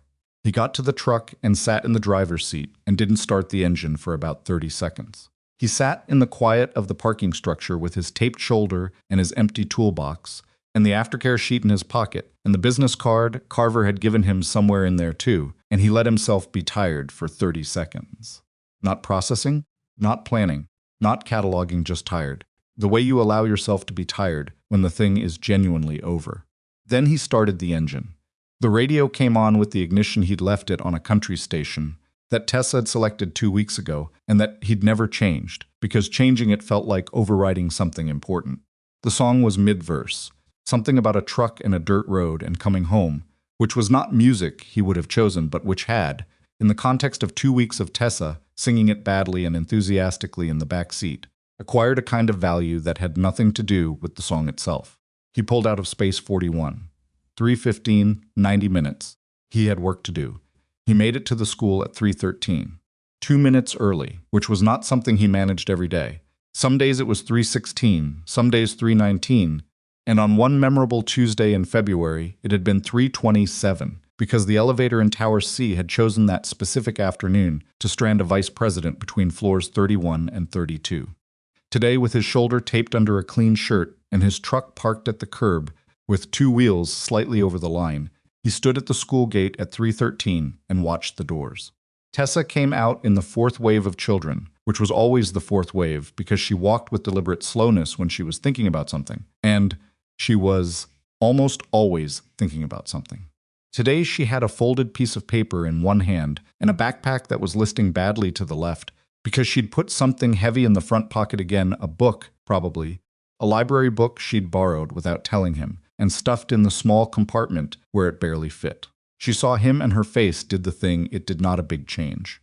Tessa didn't perform her emotions for an audience, but a small, definitive shift, like a door that was already open swinging a few degrees further. She reached him and held up the folded paper.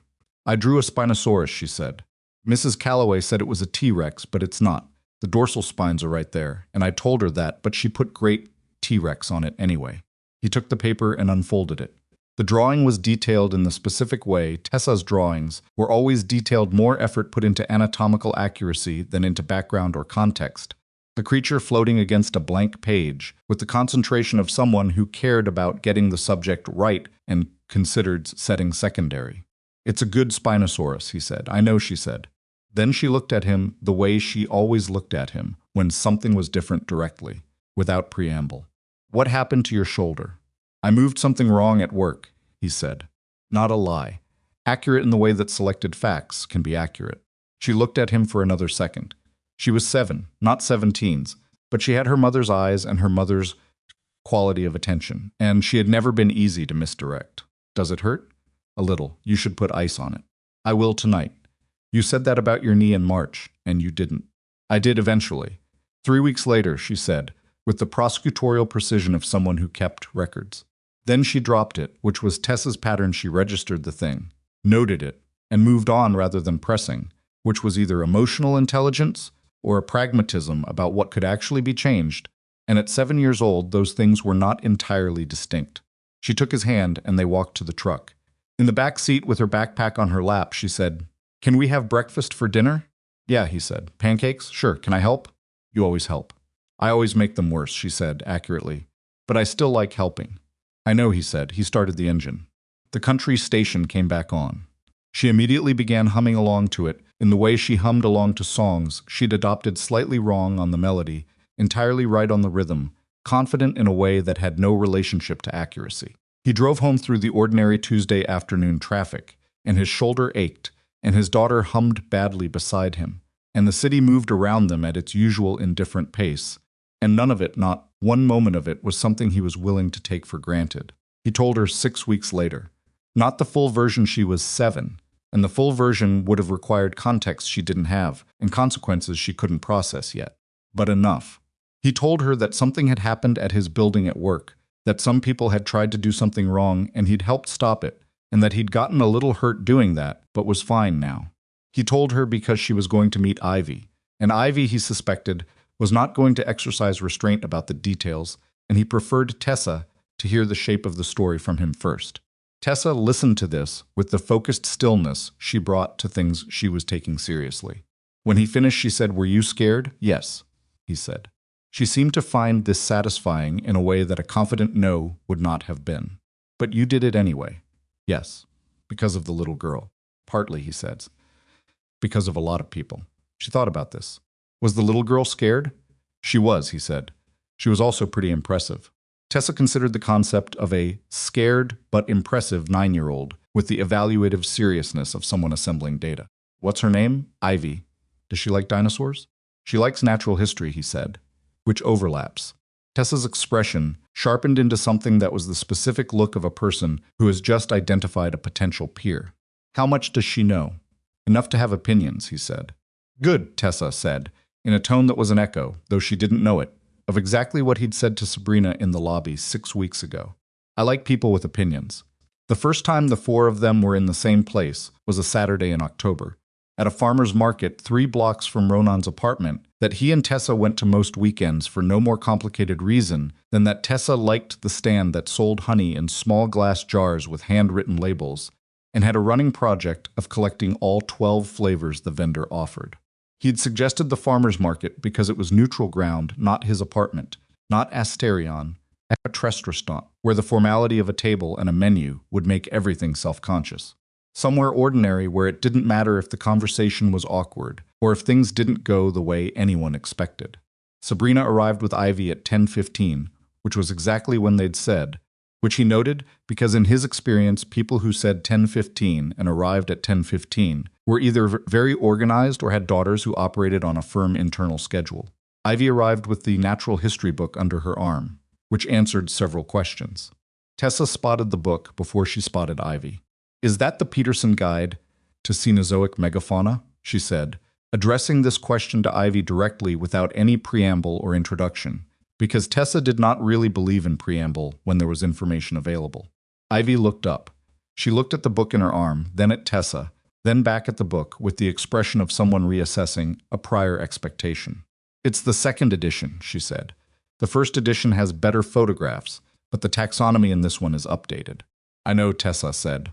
"The first edition still has Megatherium under Xenarthra inserte sedis, but it's been reclassified." Ivy blinked.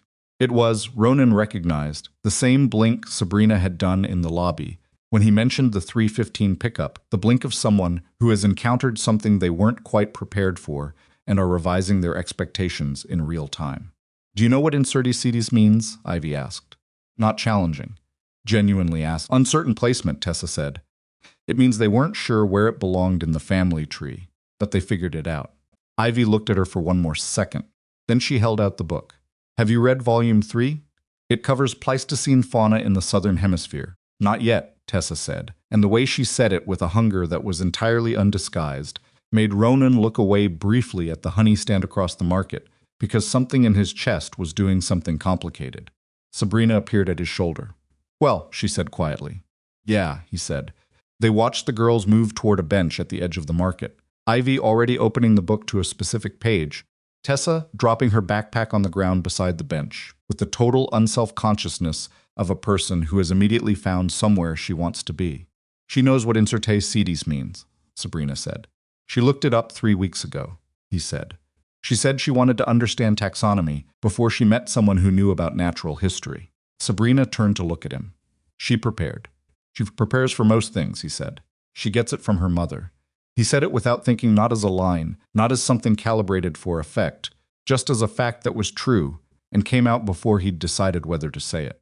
He felt Sabrina go still beside him in the way people go still when something has landed unexpectedly. "I'm sorry," he said. "That was don't apologize," she said. Not sharp, just direct. He was quiet for a moment. She was quiet. The market moved around them, vendors and strollers, and a dog on a leash trying to investigate a display of root vegetables. "How's the shoulder?" she asked. "Fine, cleared by imaging 2 weeks ago." "And the work?" He thought about the last 6 weeks. He'd started officially 2 weeks after the incident. There had been paperwork, background checks, a formal interview process that felt slightly absurd given the circumstances, but which Sabrina had insisted on, because she said she wasn't going to give anyone grounds to question the legitimacy of the appointment. He'd done the interview, answered the questions, and on a Monday morning in September, he'd arrived at Asterion with a different badge and a different work order, and stood in the security monitoring station empty now, stripped of the equipment Silas had used, smelling of fresh paint, where something had been removed from the wall and started from scratch. "It's good work," he said. "You found 12 access points that shouldn't have existed," she said. 13, he said. "There's one more in the sub-basement I'm still tracing." "Silas had 11 years, she said. "I know," he paused. "He was good at his job. That's the thing that people keep not saying. He was genuinely good at building the infrastructure. He just built some of it for himself at the same time." Sabrina was quiet for a moment.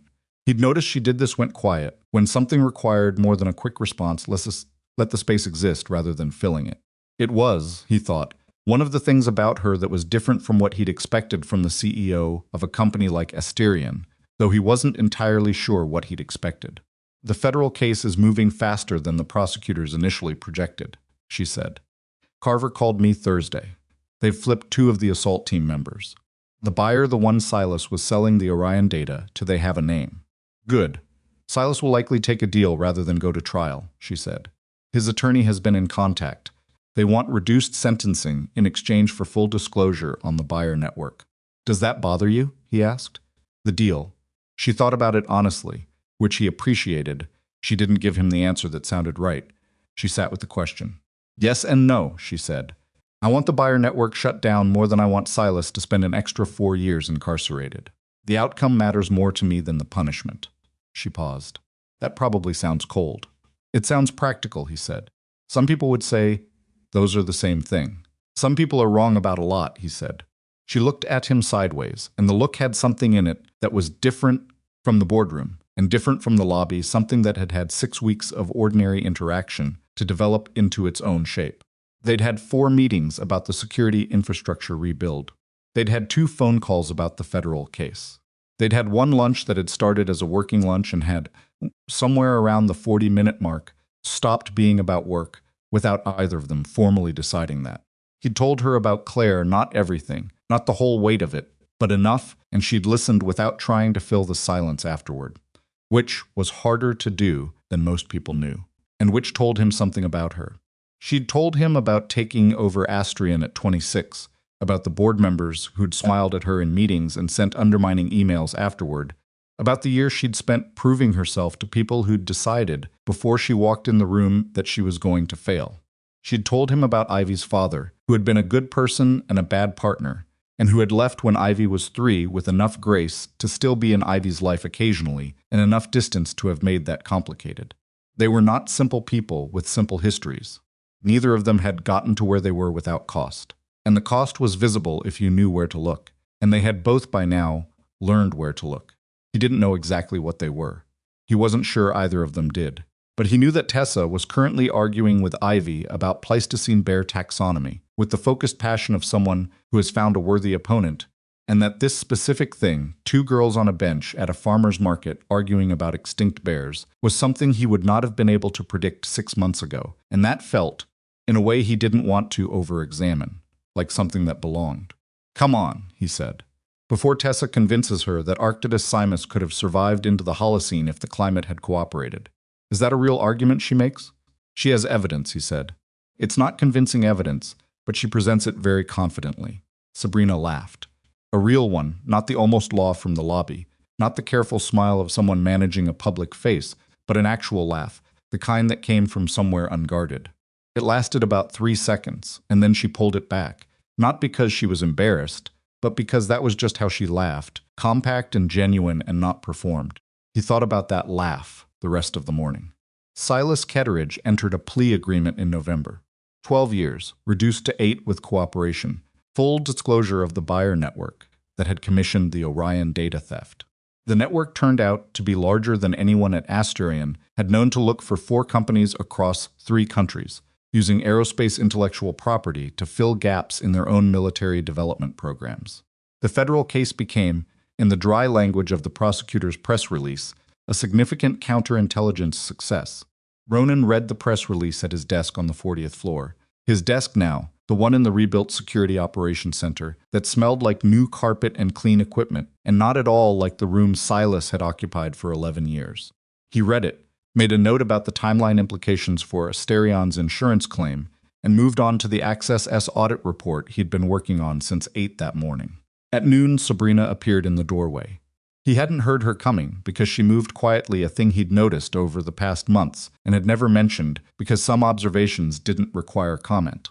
She was in a dark blazer and she had a coffee in each hand, which was not a habit she'd had 6 weeks ago and had become a habit 3 weeks ago without either of them discussing it.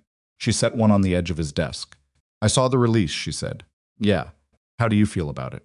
He thought about Silas on the boardroom floor. He thought about the gun. He thought about the particular quality of Silas's voice when he said I was going to be careful, the way it had sounded true, even while being monstrous, the way a person could hold both of those things at once. "Fine," he said. "The network matters more than the sentence. You were right about that." "I'm frequently right," she said, with a dryness that meant she was not being serious, which was a register she'd been using more in the past few weeks, and which he found privately one of the more interesting developments of recent months. "I know," he said, matching it. She looked at the Access audit report on his screen without asking about it, because she'd learned enough about what he was doing to read it without needing a briefing, which was its own kind of development. "The sub-basement access point," she said. "Did you trace it?" "Yesterday," he said. "It connects to an emergency ventilation bypass that was installed during the building's original construction and was never closed off properly. It's not on any of Silas's records, which means he probably didn't know about it. So it's just an old gap. Every building has them," he said. "The question is whether you find them before someone else does. And you found it. That's the job," he said. She picked up her coffee and was quiet for a moment, looking at the rebuilt monitoring station, the clean screens, the properly segmented network, the access logs that now ran simultaneously on 3 separate systems with 3 separate audit trails, none of which shared a network segment. He'd built it carefully, over 2 months, with the same attention he gave to everything in a building from the inside out, from the infrastructure up, making sure each layer was honest before he built the next one on top of it. The board approved the expansion of your department, she said. 2 additional positions. You can start hiring after the new year. I know, he said. I saw the email. Do you have candidates? A few. I want to interview them myself. He paused. I'm particular about the questions. I don't doubt it, she said. She looked at him for a moment with the direct, measuring look that he'd understand in. Was not skepticism, but assessment. The look of someone determining what was actually there rather than what was presented. Dinner, Saturday, she said. Ivy has been telling Tessa about a restaurant near the waterfront with a fossil display in the lobby, and apparently this is now non-negotiable. A fossil display, he said. Mounted mosasaur skull, she said. From what I understand, Ivy made a reservation 3 weeks ago. She didn't mention it until yesterday. He looked at her. She made a reservation. She called and asked about the fossil, and then apparently decided the food was secondary. Sabrina's expression held something that was tired and amused and proud in unequal measure. The specific expression of a parent who has a child they don't quite know what to do with except love completely. 7 o'clock. I told her I'd check with you. He thought about Tessa's face when he told her. He thought about the specific pitch of enthusiasm Tessa reached for anything that combined dinner out and prehistoric marine reptiles. She's going to talk about the mosasaur the entire meal, he said. Ivy will encourage her, Sabrina said. I know, he said. 7 o'clock is fine. She picked up her coffee and turned to go. At the door, she stopped a habit she had, that stop, as if she regularly caught a second thought at the threshold and decided it was worth saying. For what it's worth, she said, I think you were wrong about something. He waited. You told Carver you just fixed an elevator that morning. That everything else just happened. She looked at him steadily. It didn't just happen. You made choices, specific, deliberate choices, over and over, in conditions where most people would have stopped making them. That's not circumstance, that's character. He was quiet for a moment. The elevator needed fixing, he said. Ronan, I heard you, he said. She looked at him for one more second. Then she left. He sat at his desk in the clean, well-built room and drank his coffee and thought about character, what it was, where it came from, whether it was something you built deliberately or something that revealed itself under pressure, whether you wanted it to or not. He thought about the 7 years he'd spent in the Navy and the 3 years he'd spent trying to be smaller than those 7 years, and the morning in October when a building had locked down around him and something he'd been trying to keep still had woken up and declined to go back to sleep. He thought about what he'd been protecting all this time. He'd told himself it was Tessa, her ordinary life, her stability, the safe perimeter of a childhood that didn't have to account for what her father used to be.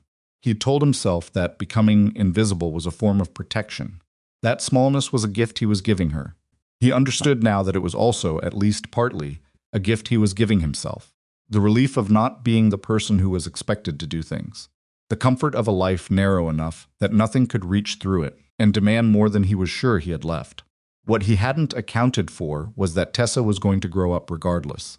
That she was going to become someone who argued about taxonomy with strangers and prepared for meetings and set 2 glasses on the table before catching herself, and that the version of her father she was growing up with was the version she'd carry forward. He'd been so focused on the life he was building around her that he'd stopped thinking clearly about the life he was modeling inside it. A man who made himself invisible was still visible to his daughter. She saw everything.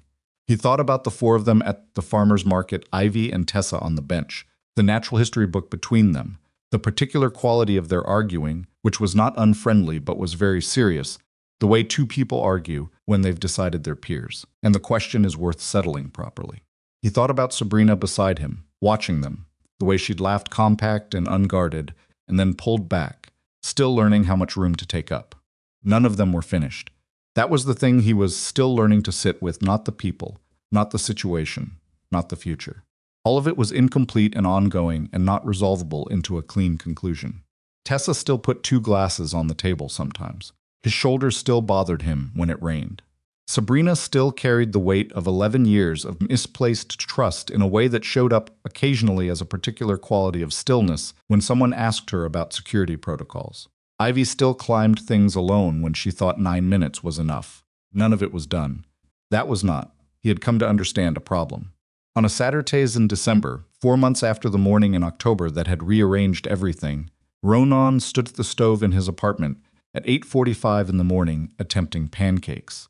This was not a new activity. It was a weekly activity, and it had a consistent outcome, which was pancakes that were slightly wrong in ways that were not identical from week to week, sometimes too thick, sometimes with a burned patch on one side from the pan running hot, sometimes misshapen in ways that Tessa had developed an entire taxonomy for.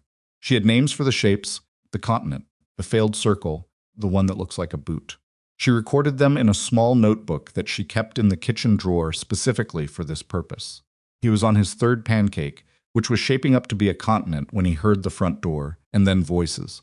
Tessa's voice first, and he always burns the edge of the third one, because the pan is too hot by then. You have to tell him to turn it down, but he never does until after. Then Ivy's voice, why doesn't he just turn it down before the third one? I don't know, Tessa said, with the baffled tolerance of someone who has asked this question and not received a satisfying answer.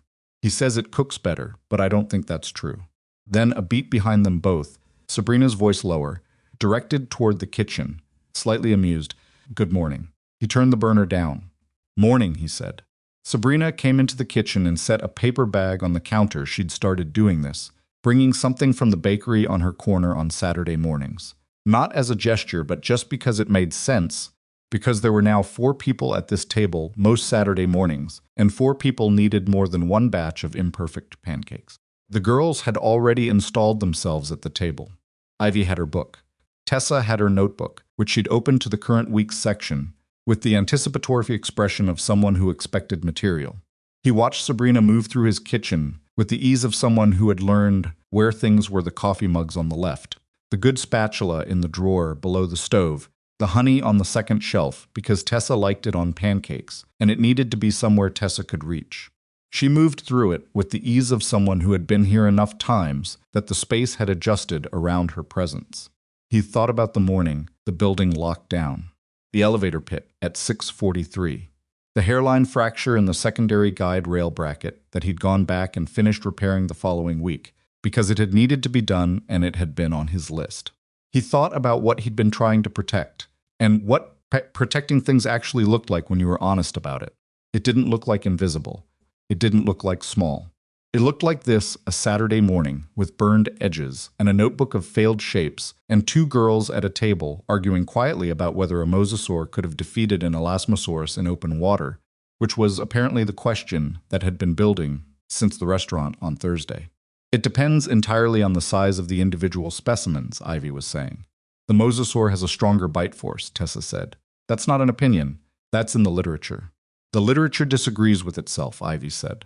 That's why it's still an open question. Everything in paleontology is an open question, Tessa said.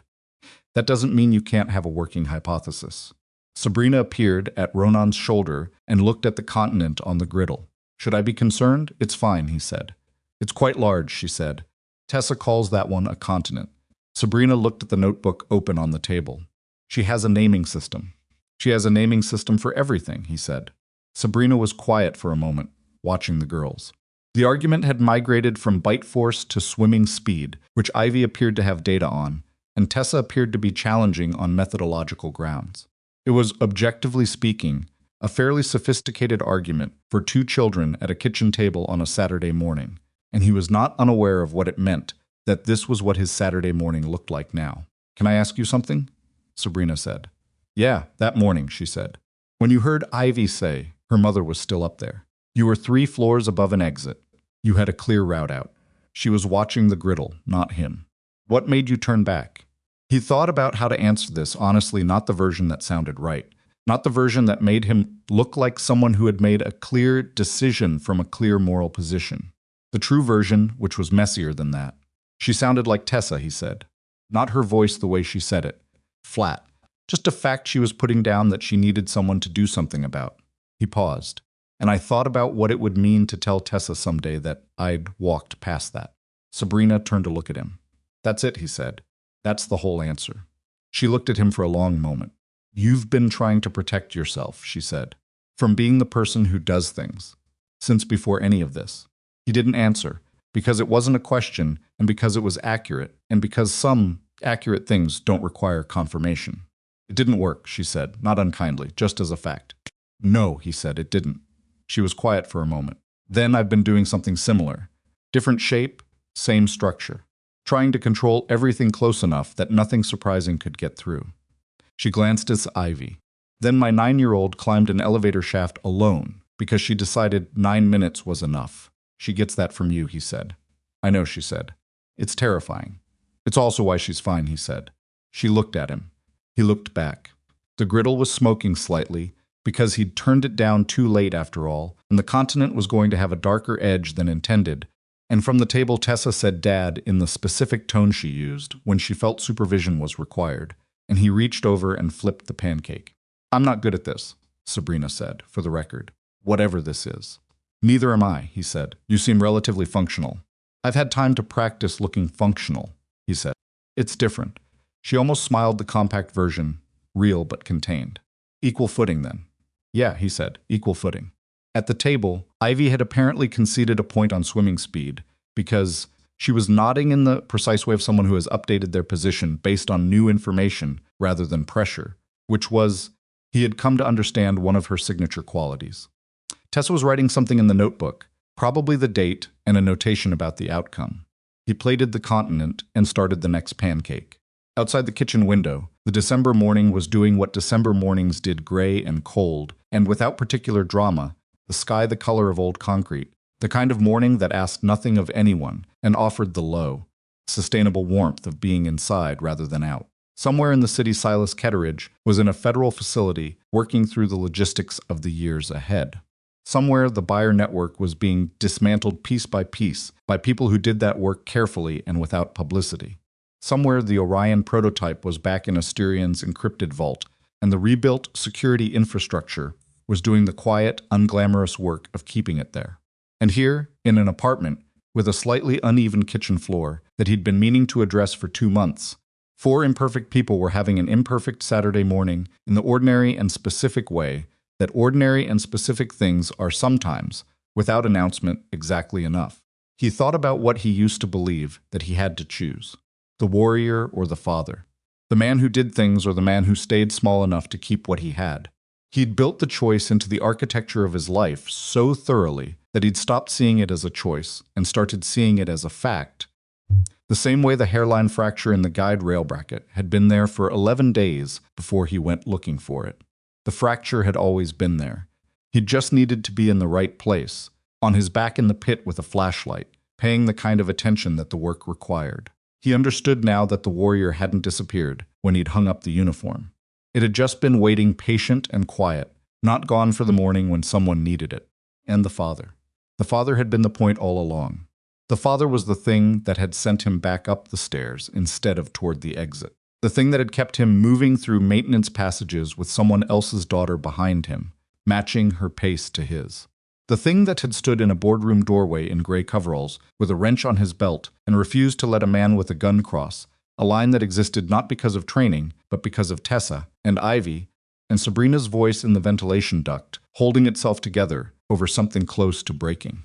The warrior and the father were not different men. They had never been. He had just needed a locked building and a girl who wasn't his daughter to see that clearly. Tessa looked up from the notebook and said, "Dad, that one's going to burn." He flipped the pancake. "It's fine," he said.